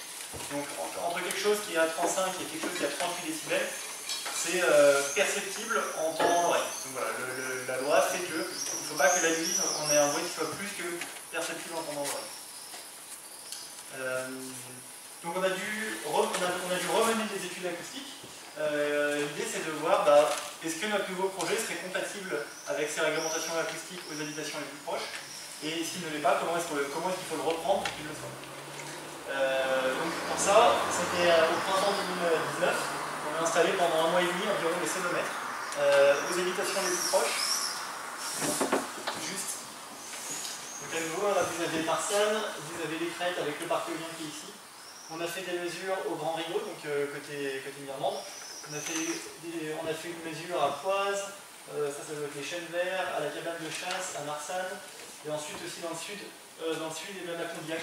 Voilà, l'idée c'était vraiment d'avoir tous les points cardinaux pour avoir des mesures représentatives de l'ambiance tout autour du parc. Et la manière dont on a fait ça, c'est qu'en fait, pendant 45 jours, il y avait des mesures en continu du bruit. Et on a arrêté les éoliennes de temps en temps, sur un nombre d'heures assez conséquent. Alors, en fait, pour faire des mesures sans les éoliennes qui tournent, évidemment. Parce que s'il y a des éoliennes qui tournent, ça fausse complètement. Donc du coup, on avait arrêté les éoliennes pour avoir un bruit de fond sans éoliennes et voir ce que nous on rajoutait avec les nôtres. Toutes ces études-là et tout ce que ça nous a permis de faire comme travail de bridage, c'est-à-dire à certains moments de la nuit, par exemple, on va faire tourner les éoliennes moins vite pour qu'elles fassent moins de bruit pour respecter cette réglementation des 3 décibels. Toute cette étude-là, toute cette analyse sera également disponible pendant l'enquête publique avec le dossier d'études paysagères, avec le dossier d'études environnementales, et ainsi de suite. Mais voilà, l'idée c'est que la réglementation n'ayant pas bougé, beaucoup sur l'acoustique, il n'y a pas de grande différence. Si j'en viens maintenant à l'implantation du projet... J'avais une question sur l'acoustique. La première, c'est le fait que les pales soient plus grandes, est-ce que ça génère plus de bruit? Non. En fait, ce qui fait du bruit, c'est vraiment c'est la surpression au moment où la pale passe devant le mât. Donc ça, et vu qu'en fait la pale, vu que la rotation, la vitesse de rotation ne change pas, ça ne change pas vraiment la surpression du là, donc c'est pas vraiment ça qui nous fait. Ma deuxième question était par rapport au point maximum de décibels possible. Est-ce que vous avez un comparatif? Vous parlez de combien? 35 décibels, c'est ça? Alors, la réglementation elle est sur 2 points. Elle est sur le fait qu'il ne faut pas qu'on fasse plus de 70 décibels à quelque chose comme 250 mètres de l'éolienne. 70 décibels dans le coin, enfin 70 décibels, il faut être à côté d'une route avec un flux routier en permanence. Voilà, ça c'est absolument pas ce qui concerne ça concerne pas vraiment l'éolien. Le deuxième point, ce qui nous importe, c'est l'émergence sonore. C'est-à-dire ne pas rajouter plus de 5 décibels le jour ou 3 décibels la nuit. Et ça, c'est quel que soit l'environnement sonore. Alors rajouter par rapport à quoi? Par rapport à l'existant. Voilà, c'est-à-dire que vous ne pouvez pas rajouter par rapport au bruit ambiant, c'est ça? Voilà, exactement. Donc si on est dans un endroit calme, on va être à peu près, justement, à peu près à 35 décibels, c'est un endroit relativement calme. Donc ça veut dire qu'on n'a pas le droit, avec notre parc, d'amener l'environnement à plus de 38 décibels. Si on est dans un endroit avec plus de bruit, si on est en bordure d'autoroute ou autre chose par exemple, on va avoir un environnement qui va plutôt être à 60, 70, on n'aura pas le droit d'amener à plus de 63, 73. Bon. Donc en fait, l'éolien concrètement, vu que c'est loin des habitations, ça veut souvent dire qu'on est dans des endroits calmes, donc le niveau de bruit auquel on est, c'est autour de 35, et en gros, il ne faut pas aller au-delà de 38. D'accord. Mais l'important, c'est bien la notion d'émergence. C'est le bruit qu'on rajoute par rapport à l'existant. Merci. Dans vos calculs, vous faites le bruit crête ou le bruit lissé? Le bruit n'est pas permanent. Et chaque fois que la balle passe devant le nord, on est d'accord qu'il y a un bruit qui va impacter. Donc si on faisait une courbe, ça fait une sinusoïdale un petit peu schématisé. Alors est-ce que vous faites une moyenne par rapport au zéro et à la crête, ou vous prenez en compte que la crête? Alors le bruit le bruit évolue effectivement et ça on s'y adapte. On voit bien. Et ça passe vers le mât, c'est la pression d'air. En fait, on fait un enregistrement sonore toutes les 10 minutes pendant 1 an et demi. Et ça permet, en fait, donc ça, en gros, on lisse. Ouais. Mais ça, pour le coup, c'est pas quelque chose. Quand on est proche, effectivement, ça joue. Je pense que effectivement, quand vous êtes sur les postes de chasse, c'est quand vous êtes plus loin, la différence est moins marquée parce qu'en fait, vu qu'il y a 6 éoliennes, 8 éoliennes qui tournent à la fois, il n'y a pas la palle qui passe la même fois partout. Donc le bruit est plus continu quand on est à distance. Et nous, ce qui nous intéresse, c'est les habitations à distance. C'est les habitations les plus proches, mais qui sont de fait à la distance parce qu'elles sont à 800 mètres. Donc dans vos mesures proches des habitations, il n'y a pas des pics audio que vous voyez? Non. En fait, dans nos mesures, il y en a parce que parfois il y a une voiture qui passe à côté du sonomètre. Mais voilà, tout ça, en fait, tous les points qui sont statistiquement non significatifs, donc il y a une voiture qui passe, ou parfois ça nous arrive, c'est un problème, l'été il y a une clim qui se met en route, une VMC qui se met en route, qui fait un bruit qui parasite les mesures, tous ces points là on les enlève pour avoir vraiment uniquement le bruit. Alors sur la conception du projet de renouvellement, donc l'implantation qui est à l'étude aujourd'hui, donc ici vous avez les 2 éoliennes de la Tessonnière qui vont rester en place. Et là, vous avez le projet d'implantation sur lequel on travaille aujourd'hui, qui, pour respecter le pinceau d'angle dont on vous parlait tout à l'heure, et donc, l'idée c'est de faire 2 lignes de 3 éoliennes qui sont assez rapprochées de façon à respecter cet écart angulaire dont on parlait tout à l'heure de 1,5 degré. Donc, ce pinceau d'angle, il respecte le critère qui a été mis en place par l'armée depuis la mise en place du premier parc de Marsanne. L'ensemble des critères qu'on a pris en compte dans le cadre de l'élaboration de ce projet, c'est notamment le fait de, comme on le disait tout à l'heure, de rester au niveau des lignes de crête de façon à ne pas augmenter l'impact visuel depuis le centre de Marsanne, et vous le verrez dans les photomontages. Donc en plus de ça, comme on le disait tout à l'heure, on reste en crête de façon à éviter le risque de surplomb au niveau du village de Marsanne. Et vous verrez tout à l'heure, on a fait un comparatif en termes de production d'électricité renouvelable entre le parc actuellement en place et le projet de renouvellement. On a une augmentation d'environ 120% de la production d'électricité renouvelable. Donc c'est une augmentation qui est significative pour ce projet de renouvellement. Et donc, comme on le disait tout à l'heure, on a essayé de trouver une implantation qui reste en cohérence avec les éoliennes actuellement en place de la Tessonnière. Donc aujourd'hui, le projet sur lequel on travaille, c'est un projet de 6 éoliennes, donc 2 lignes de 3 à 150 mètres. on vous montre pour des cartes, pour juste que vous ayez des cartes un peu plus lisibles. Enfin, quoi que les cartes hygiène sur l'écran, ça ressort pas très bien. Sinon, j'en ai là un peu aussi. Sur le parc éolien qui est aujourd'hui en une ligne comme ça, donc il y a les 2 éoliennes qui sont à Tessenir qui vont rester. Il y a les 6 éoliennes qui étaient là. On garde 6 éoliennes, sauf qu'il y en a 3 qui ont des cases sur la crête du dessus. Donc il y aura toujours le même nombre d'éoliennes à Marseille, ça ne va pas changer. C'est juste que les 3, il y en a 3 qui étaient là qu'on est obligé de rebasculer ici, parce qu'en fait on n'arrivait pas à respecter le critère de l'arme. C'est pour ça qu'on revient plus largement, c'est quelque chose qui était vraiment dimensionnant pour l'implantation. Ensuite, donc le chemin des éoliennes voilà, va rester pour desservir celle-ci. Et ensuite, on a un chemin, je ne sais pas si tu peux en parler. Ouais, du coup, le chemin qui est aujourd'hui en place quand vous rentrez dans la forêt de Marsanne sera celui qu'on utilisera pour desservir, pour acheminer les nouvelles éoliennes. Donc ici, vous voyez en bleu V1 et V2, ça veut dire qu'on va devoir élargir un peu les virages à l'entrée de la forêt de Marsanne de façon à pouvoir faire passer des convois qui sont d'une taille un peu plus importante parce que les éléments de l'éolienne sont d'une taille plus importante. Et ensuite, au niveau du passage sur la deuxième ligne d'éolienne, en fait, originairement, ce qu'on avait en tête, c'était d'utiliser ce passage-là, qui est juste après en fait l'éolienne 3 qui est actuellement en place. Quand vous tournez sur la droite, il y a un chemin existant. Donc nous, naturellement, on était parti pour employer ce chemin-là. Ouais, au niveau du jeu du palais, exactement. En fait, ce qu'on essaye de faire dans les projets éoliens, c'est de réutiliser au maximum des chemins existants de façon à défricher le moins d'arbres possible, notamment quand c'est des projets en forêt. Et en fait, alors, lors d'un échange, notamment avec M. Polnar ici présent, mais également lors d'une visite de site qu'on a organisée avec l'agent local de l'ONF et la DDT de la Drôme, on a échangé avec eux sur le fait qu'en fait, en bordure de ce chemin, il y avait des hêtres qui pour le coup ont un réel intérêt en termes de biodiversité, donc ils nous ont demandé d'utiliser un autre chemin que celui-là. Et c'est pour ça qu'aujourd'hui, c'est par ici qu'on va faire passer les chemins de l'éolienne. Là, le trait rouge que vous voyez figurer, c'est le fait qu'il y a un câble électrique qui va passer par ce chemin et qui sera enfoui. Donc il n'y aura pas d'impact supplémentaire sur le chemin. L'idée, c'est d'utiliser le chemin aujourd'hui en place et de ne rien rajouter sur cette portion-là, de façon à respecter les souhaits de l'ONF et de la DDT. Ça, c'est un changement qu'on a fait la demande. En fait, initialement, on était parti sur ce chemin-là. Donc l'ancienne équipe municipale avait délibéré sur ces parcelles-là en fait l'automne dernier, si je ne m'abuse. C'est parce que effectivement, c'est parce que le NF et la DDT nous demandent plutôt de privilégier ce chemin-là en fait qu'on revient dans ce soir pour vous présenter ça.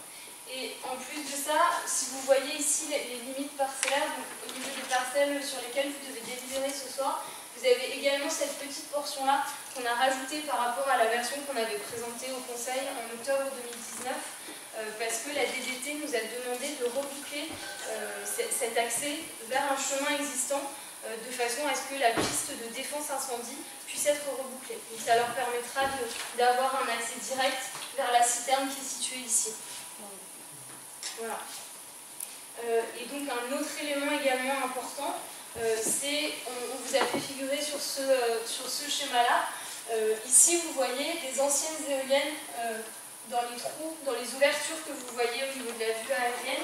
Ça, c'est les implantations des anciennes éoliennes qui seront démantelées et qui ne feront pas l'objet d'un remplacement d'éoliennes. C'est-à-dire que vous avez ici les 3 implantations de la première ligne, et là, vous avez les anciens positionnements de ces éoliennes. L'ensemble de ces anciennes plateformes qui ne seront pas réutilisées pour le projet de renouvellement seront reboisées en accord avec l'ONF. Voilà. Le béton, pardon, allez-y. Le béton, il n'y aura plus de béton, vous allez Non, il n'y aura plus de béton. Sachant que, du coup, pour revenir peut-être sur ce point, au niveau de la réglementation, on en parle un petit peu, mais on peut commencer à en discuter dès à présent. La réglementation sur l'éolien, et notamment sur l'éolien en forêt, il y a une loi qui régit le démantèlement. Et aujourd'hui, on doit enlever les fondations à 2 mètres. Les fondations sur Marsanne, elles sont un peu plus grandes que ces 2 mètres, mais on a pris la décision d'enlever l'ensemble de la fondation. Voilà, c'est énorme. Ça figurera bien dans le dossier qu'on remet en préfecture. Donc c'est vraiment un engagement qui sera pris, qui sera formel, pour retirer tiré absolument tout le socle de question initial. Et du coup, peut-être pour faire un lien avec les ateliers de concertation auxquels un certain nombre d'entre vous ont participé, au niveau des essences qu'on va utiliser pour reboiser les parcelles, c'est des essences qui vont être décidées en accord avec les botanistes, donc des bureaux d'études indépendants avec lesquels on travaille, et également en accord avec l'ONF, de façon à trouver des essences qui réagissent bien et qui soient notamment adaptées au changement climatique. Je sais que c'était un point important. Ouais. Dans les précédentes réunions. Alors peut-être pour revenir un peu sur la concertation qui a été menée dans le cadre du projet de renouvellement, on fait un petit retour dans le passé pour vous remettre un peu en tête l'ensemble des différentes étapes. Donc en septembre 2017, ça rajeunit pas Noé, première rencontre avec l'ancienne municipalité de Marsanne de façon à évoquer l'idée de lancer un projet de renouvellement. En janvier 2018, on prend contact avec la communauté d'agglomération de Montélimar de façon à échanger avec eux sur ce projet et à commencer à leur présenter l'idée autour du projet de renouvellement. Puis en février 2018, on sélectionne les bureaux d'études qu'on va lancer sur l'ensemble des études dont on vous parlait, donc études environnementales, paysagères, de façon à commencer à rentrer dans le vif du sujet. En mars 2018, il y a une première permanence d'information qui est organisée en mairie de Marsanne avec une belle influence en termes de personnes qui se sont déplacées. En avril et mai 2019, c'est la campagne acoustique dont on parlait tout à l'heure. Et en mai 2019, c'est le moment où le projet passe, pour revenir un peu en arrière, de la phase de prospection à la phase de développement du projet. Donc c'est le moment où l'ensemble des experts commencent à travailler activement sur le développement du projet. En juillet 2019, on rencontre les chargés de mission paysage et biodiversité de la préfecture de façon à commencer à leur présenter les premiers résultats des études que les bureaux d'études nous ont rendus. En septembre 2019, on organise avec le CEDER de la Drôme une conférence sur la transition énergétique dans l'espace des Buis à Marsanne, avec aussi une belle affluence. Et en octobre 2019, c'est la deuxième permanence d'information en mairie de Marsanne qui là est spécifiquement sur le projet de renouvellement, avec des panneaux qui sont présentés sur l'ensemble des études qu'on est en train de mener. En novembre et en décembre, enfin sur ces 2 mois-là, il y a les 3 ateliers de concertation autour des mesures d'accompagnement qu'on va mettre en place dans le cadre du futur projet, sur lequel je vais revenir juste après plus en détail, qui sont organisés. Et entre le deuxième semestre de l'année 2019 et aujourd'hui, puisqu'on a rencontré aujourd'hui certains des maires autour de Marsanne, on a rencontré les maires ou les membres du conseil municipal de l'ensemble des communes alentours qui sont citées, donc Léon-d'Andran, on a rencontré le maire, Autichamp, on a rencontré le maire, Branac, on a rencontré Madame le maire, La Roche-sur-Grane, on a rencontré Monsieur le maire ainsi que certains membres de son conseil, Condillac, on a rencontré le maire ainsi que certains membres du conseil, Mirmonde, on a rencontré Monsieur le maire et Madame et son adjointe, pardon. Et à la Lopie, on a rencontré Monsieur le maire ainsi que plusieurs de ses adjoints. Voilà, de façon à leur présenter le projet et on leur a présenté exactement les photomontages que vous êtes en train de vous faire passer en concept.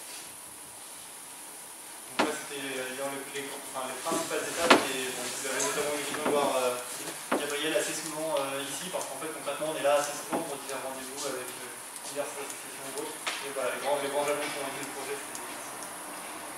Comme certains s'en souviennent dans cette pièce, il y a des ateliers de concertation qui ont été organisés sur 2 thèmes différents, la biodiversité et la mise en valeur du patrimoine. Et à l'issue de ces ateliers de concertation, il y a un certain nombre d'idées qui ont émergé.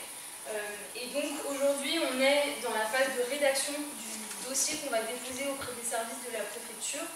Et donc dans le cadre de ce dossier, on peut d'ores et déjà vous dire qu'il y a un ensemble de 2 mesures d'accompagnement, c'est un peu des gros packages de mesures d'accompagnement qui vont être proposées dans le cadre du dossier qu'on va déposer en préfecture.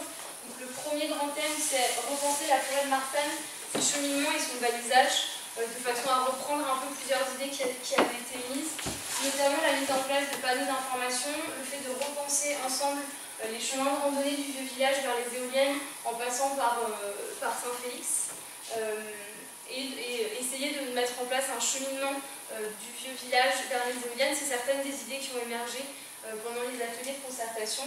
Et sur l'ensemble de cette thématique, 30 000 € seront alloués pour soutenir un projet local en partenariat avec la mairie et l'ONF sur ce thème-là. Et ensuite, dans un deuxième temps, ça c'était également l'église de Saint-Félix et l'aménagement de l'accès au prieuré de Saint-Félix. C'était également une des grandes thématiques dont on a parlé pendant les ateliers de concertation.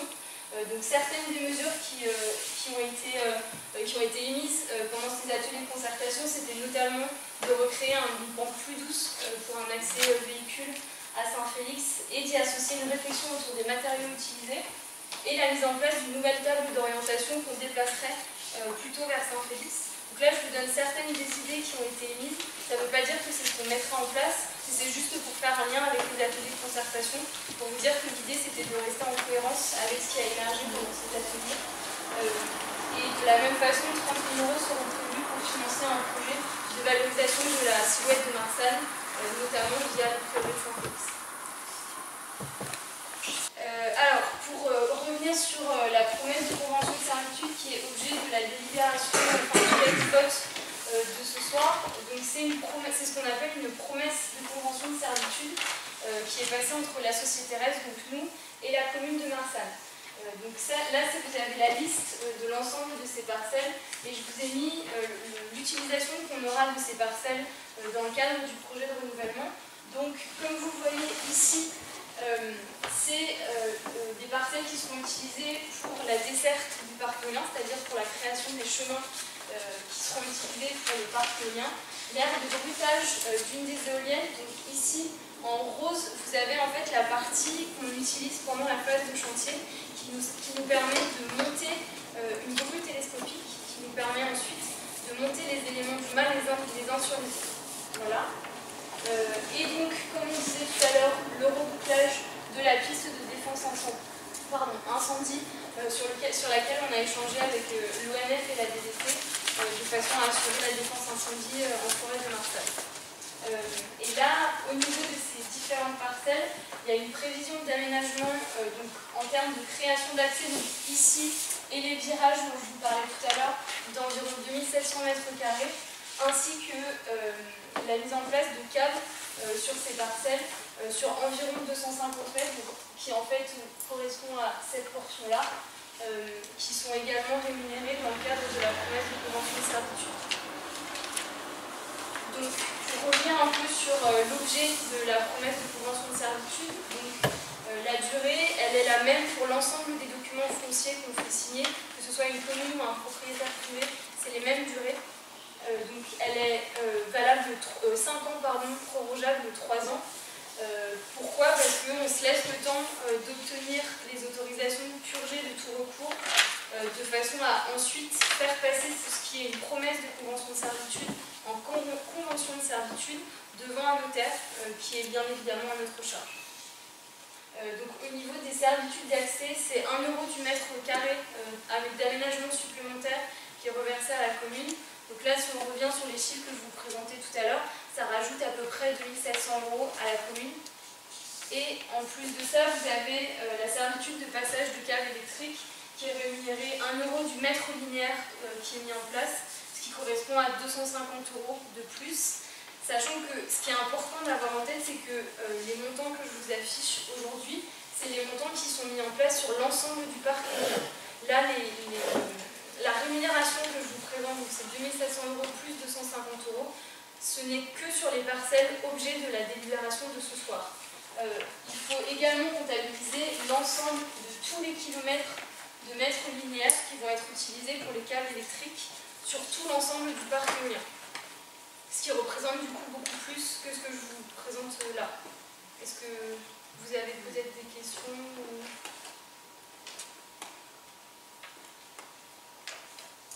Et donc, parce que ça aussi c'est important, donc les prochaines étapes qu'on voit pour ce projet de renouvellement, c'est le dépôt de la demande d'autorisation environnementale qu'on a pour objectif de déposer auprès des services de la préfecture courant du mois de juillet de cette année. Et ce qu'on voulait également évoquer avec vous, et ce sur quoi on a échangé avec monsieur le maire, c'est l'organisation d'un événement à Marsanne sur le dernier trimestre de l'année 2020. Pour tout vous dire, on voulait l'organiser cet été, mais avec le contexte de coronavirus, de toute évidence, c'était pas possible de l'organiser. Donc on aimerait pouvoir l'organiser sur le dernier trimestre de l'année 2020 et on aimerait profiter de cet événement pour lancer ce qu'on appelle une campagne de financement participatif. On va vous expliquer un peu ce qu'on met derrière. Sur les prochaines, sur les prochaines étapes, donc, on dépose les demandes d'autorisation en juillet, on espère. Ensuite, c'est donc la préfecture qui va inscrire le dossier avec les différents services environnementaux, la DDT, le SDIS, l'armée, voilà, beaucoup d'administrations qui sont consultées et rendent un avis sur le dossier. Tout cela donne ensuite lieu à l'enquête publique. Il y a notre dossier et les avis rendus par l'administration. Et ensuite, ce sera le préfet qui rendra son avis pour autoriser ou rejeter le projet. Ça, on espère que ça va, cette instruction, on espère qu'elle prenne à peu près 1 an et demi. Pour le durée légale, c'est plutôt de l'ordre d'1 an, mais dans les faits, c'est plutôt de l'ordre de 1 an et demi, 2 ans. Donc voilà. Le dossier, on a des études qui sont de qualité, on est serein sur à peu près tous les points, donc on pense que ça devrait bien marcher.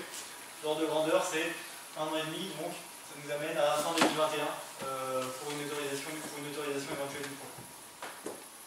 À partir de ça, il peut y avoir un recours en justice sur l'autorisation environnementale. L'autorisation environnementale, c'est le permis de construire pour un parc éolien, en gros.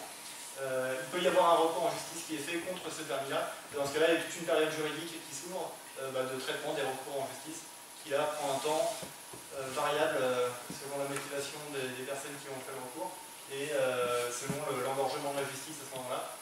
Mais l'ordre de grandeur, c'est que voilà, ça prend 2 ans de plus, 2 à 4 ans de plus en fonction de ça. On fait tout notre possible pour que ça arrive. Et les dates, en fait, côté optimiste et côté pessimiste, ça donne quoi? Au plus tôt, vous avez mis en place avec les dates et au plus tard? Au plus tard, je m'en garderai pas là-dessus. Au plus tôt, je vous dirais fin 2023 pour la fin de la construction. Mais soyons très honnêtes, l'éolien, ça va rarement au plus tôt. Ok. Ouais. Mais soyons honnêtes. Et on a des projets, alors ça pour le coup, on est sûr que ce ne sera pas le cas ici parce que c'est des contextes autrement plus compliqués. Mais on a des projets qui ont pris jusqu'à 17 ans. Ah oui. Donc vous voyez, si vous ajoutez ça par rapport à 2018, ça nous amène loin. Un projet moyen, c'est 8 ans. Donc, voilà, on pense qu'on serait étonné quand même qu'à Marsanne, ça dépasse ce temps-là. C'est du renouvellement, c'est plus simple. Les enjeux sont connus. Le suivi permet à l'administration de faire un bon avis. Voilà, on pense que ça sera ça. Mais je ne peux pas vous donner de date. Non, c'est trop bien. Donc comme ça vous donne une idée. Et puis on vous tiendra. En tout cas, on a travaillé également pour que ça arrive sous ce modèle-là. Sur le financement participatif, pour finir, donc ça c'est quelque chose dont on avait effectivement discuté avec M. le maire, donc là on voulait ouvrir un peu la discussion avec vous. Ce qu'on voudrait faire, c'est lancer si vous voulez, une manière pour les habitants, je parle bien des habitants, pas de la commune, de s'impliquer financièrement dans le projet. Pour ça, donc, on travaille avec une entreprise qui s'appelle Enertic, qui est accréditée par l'État pour faire ça. Il faut avoir des autorisations bancaires, ainsi de suite. L'idée, c'est que comme ça, les habitants peuvent prêter pour financer le développement du projet. Ils peuvent prêter de l'argent et en fait, ils placent de l'argent en faisant ça. Et derrière, ils sont remboursés avec un taux d'intérêt qui est de l'ordre de 6% à peu près, qui leur revient chaque année pendant 4 ans. Ce qu'on envisage, c'est de lever, c'est ce qu'on a fait sur un projet récemment. On a levé 150 000 € au total. On était parti sur 100 000, on a déplafonné pour monter à 150 000, qui ont été prêtés donc, par les riverains des 4 communes d'implantation, c'est ce qu'on avait fait, et ensuite par les communes de la commune, par l'ensemble de la communauté de communes.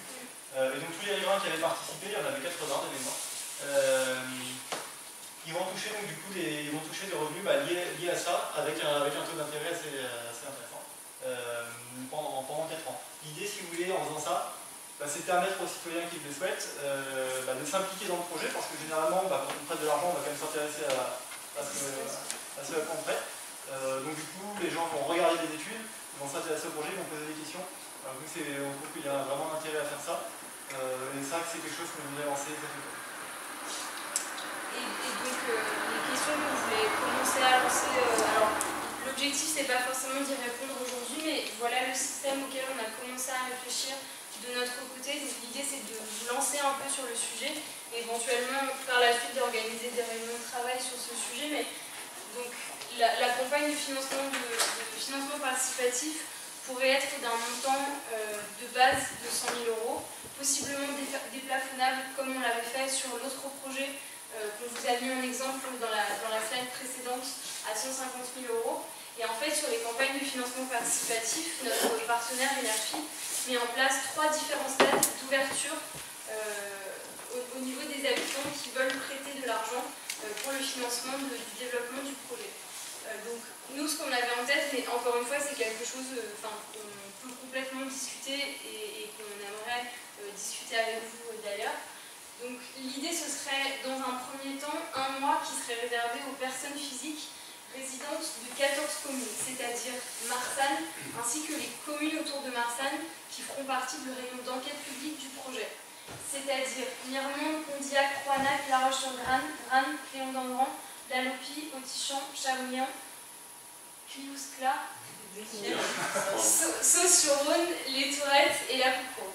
C'est en fait l'ensemble des communes qui sont autour du projet d'implantation et qui feront partie du rayon d'enquête publique. Une des questions qu'on voulait vous poser, c'est qu'il y a également 2 communes qui ne font pas partie du rayon d'enquête publique, mais qui sont limitrophes à Marsanne, qui sont Bonlieu-sur-Roublon et Saint-Gervais-sur-Roublon. Est-ce que vous souhaitez les ajouter ou pas à l'ensemble des communes qui pourraient participer dans un premier temps à ce projet de financement participatif? Ensuite, on pourrait ouvrir le financement participatif à l'ensemble des personnes résidentes sur le territoire de la communauté d'agglomération de notre partie Marsanne, donc la communauté d'agglomération de Montélimar. Et enfin, une semaine ou quelques jours réservés aux personnes physiques résidentes du département de la Drôme.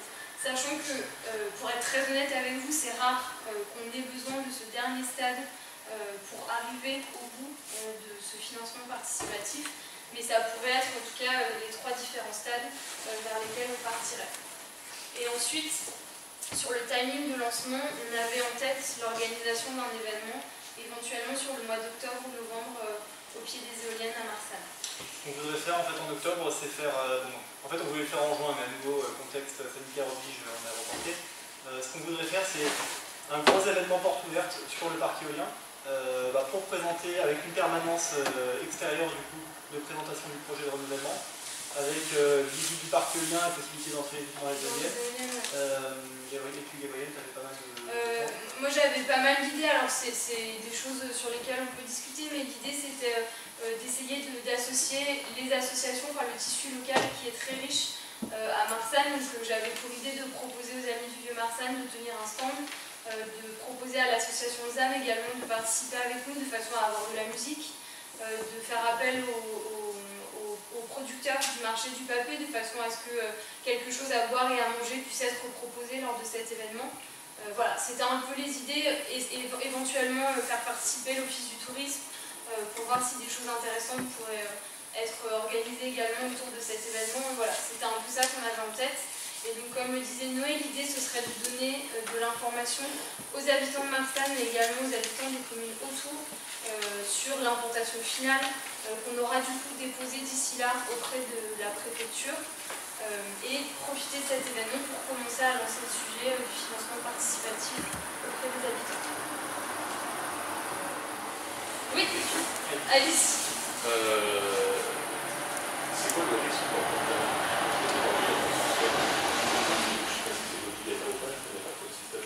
En plus fort, Fabrice, on n'entend pas. Pardon, je parle de ma part, je suis désolé, excusez-moi. C'est quoi le risque en fait de prendre Est-ce qu'on a un risque de perte en capital? Est-ce qu'on est sûr d'être rémunéré, de récupérer son capital? J'ai vu un taux qui était impressionnant, 6%, je suis dans le monde bancaire, de 6%, ça fait longtemps que je ne l'ai pas vu sur une rémunération, que ce soit un livret ou même de la participation aux bénéfices d'un d'animation en vie. Donc ça me paraît important. Donc, c'est quoi les risques en fait pour le porteur? Alors c'est pour déjà, c'est pour ça qu'on travaille avec Enerfip, hein, c'est parce que ce genre de choses effectivement est surveillé par l'autorité des marchés financiers. Pour le porteur, il n'y en a pas vraiment de risque, c'est nous qui supportons le risque. Il y a un risque existant, mais il faut... Le risque, est-ce qu'il est au moment donné où vous commencez le participatif avant d'avoir le résultat de l'instruction préfectorale? Dans tous les cas, c'est une campagne de financement participatif qui sera assurée. Peu importe le résultat. Oui, voilà. D'accord. C'est vous qui... Oui. C'est nous qui assumons le risque. Clairement, la raison pour laquelle on fait ça, c'est pour que les habitants s'intéressent au projet. Et donc, de fait, c'est un taux intéressant avec peu de risques. Mais c'est quelque chose qui est, si vous voulez, qui est encouragé par la loi. C'est notre transition énergétique qui a mis un peu tout un cadre qui va autour de ça. Justement parce qu'en fait, c'est une belle manière d'impliquer les riverains dans le projet. Pour rentrer plus dans le détail, il y aura donc en fait des membres de l'entreprise Enerfip qui vont clairement discuter plus que ça. Parce que clairement, je sens que vous allez être... ça va être pointu là. Je pense que notre domaine de compétence s'arrête. En fait, pour vous expliquer, le contrat qu'on a avec Enerfip, on leur demande de participer à 2 permanences d'information qui sont organisées de façon à déjà informer les citoyens du lancement de cette campagne participative et d'échanger avec eux sur le genre de questions que vous venez de nous poser. Donc, parce que là, tout d'un coup, c'est super intéressant. Ça, par contre, ça vous confirme. Ça, je vous confirme. Ça, c'est normal. Est-ce que vous voulez peut-être qu'on repasse sur la partie questions à trancher ensemble de façon peut-être à... Sur le participatif? Non, je pense qu'on fera le moment voulu, je pense. Très bien. De toute façon, si on le fait, après, il y aura sûrement une délibération, quelque chose comme ça. Tout à fait. Je pense qu'on y reviendra à ce moment-là. Ok, très bien. Donc on arrive au bout de la présentation, je crois. Tout à fait. Merci déjà pour cette présentation faite. Écoutez, s'il y a des questions supplémentaires ou des remarques, les gens veulent vous poser des questions. Des questions. Oui. Sur l'ensemble des travaux, est-ce qu'il y a des espaces boisés classés qui vont devoir être déclassés pour pouvoir... Oui, tout à fait. Donc ça, c'est une démarche que vous avez déjà engagée, c'est une démarche que vous n'avez pas encore engagée? Alors, peut-être pour revenir sur la carte du projet, de façon à ce que vous ayez les éléments sous les yeux. Donc, en fait, au niveau des zonages urbanistiques du PLU de Marsanne aujourd'hui en place, à l'époque du premier développement du parc, de façon à permettre l'installation d'éoliennes en forêt de Marsanne, il y a un zonage qui a été ouvert qui permet l'implantation d'éoliennes. Aujourd'hui, la compétence urbanisme, elle n'est plus à la commune de Marsanne, elle est au niveau de la communauté d'agglomération. Donc, il y a une procédure qu'on appelle une procédure de déclaration de projet, c'est-à-dire de déclassement d'espaces boisés classés, qui a été lancée par Montélimar Agglomération. Il y a un arrêté qui a été pris en février 2020, il me semble, par le président de Montélimar Agglomération pour lancer cette procédure. Ça donne lieu à ça donne lieu aussi à un dossier avec, ils vont se baser effectivement sur, ils vont se baser sur des études environnementales, et ça donne lieu à également une enquête publique qui sera conjointe à l'enquête publique menée pour le projet éolien.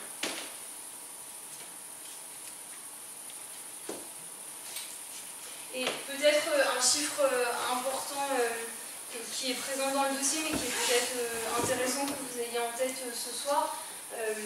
Pour le projet de renouvellement du parc éolien de Marsanne par rapport à l'ensemble de la forêt communale de Marsanne, au niveau du défrichement dont on aura besoin pour mettre en place ce nouveau projet, ça représente 0,2% de la forêt communale de Marsanne. Une question, on a déjà été déclassé lors du premier projet, cette partie? Alors non, pas cette partie-là en fait. Ils avaient déclassé la partie... Ils avaient déclassé un espèce de buffer autour de la première ligne. Voilà. Ils étaient beaucoup plus bas à l'époque, parce que c'était en signette. Et du coup, ça avait été déclassé. Oui, c'est ça. Ils ont déclassé effectivement le long du chemin. Et une zone naturelle d'intérêt écologique, touristique et touristique. Bien joué. C'est vrai. Et bien, s'il n'y a pas d'autres questions... Ah non, une. Vous disiez donc au niveau d'acheminement, vous oui. allez passer par route de Montélimar, entrer dans le village et tourner du coup... ici, voilà, juste ouais. revenir sur la plateforme dont vous parliez tout à l'heure, savoir exactement où est-ce qu'elle va se situer, route de Montélimar avec le grand chemin. Je suis un petit peu intéressée, donc j'aimerais bien... Au croisement, le petit jardin à droite.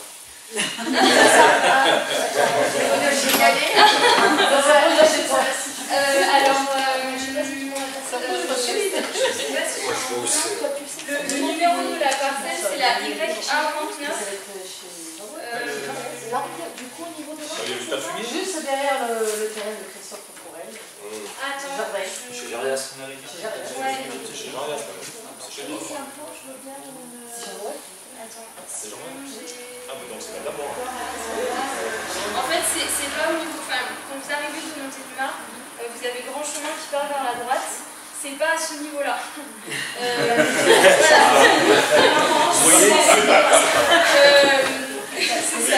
C'est un bon début, c'est pas là.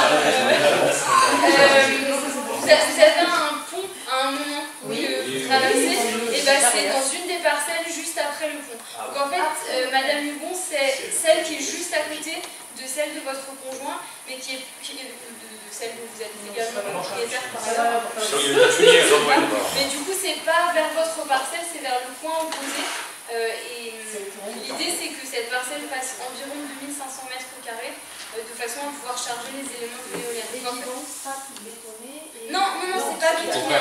C'est la couche superficielle est décapée et c'est de la gravure traitée qui est mise, qui est un peu compactée de façon à ce que ce soit stabilisé, mais c'est pas du béton. Alors, pour la plateforme de chargement, ce qui a été discuté avec les propriétaires, c'est que pour cette plateforme-là, elle reste en place pendant toute la durée de vie des éoliennes. Pourquoi? Parce que si jamais on a besoin d'intervenir et de faire de la maintenance lourde sur le parc, ça nous permet de pouvoir intervenir rapidement, plutôt que d'avoir à enlever cette plateforme et ensuite de la remettre. Et du coup, le passage se fera sur le grand chemin. Non. Le passage ne se fera pas sur le grand chemin dans cette option-là. Voilà, c'est ça. Il ne passera pas dans ton sac. De rien.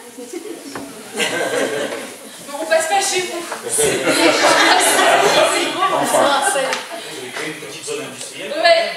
500 mètres carrés. Alors, non, ce sera pas une zone industrielle, mais il y aura effectivement une zone de chargement qui restera en place. Et en fait, c'est une zone qui aujourd'hui n'est pas cultivée par les propriétaires.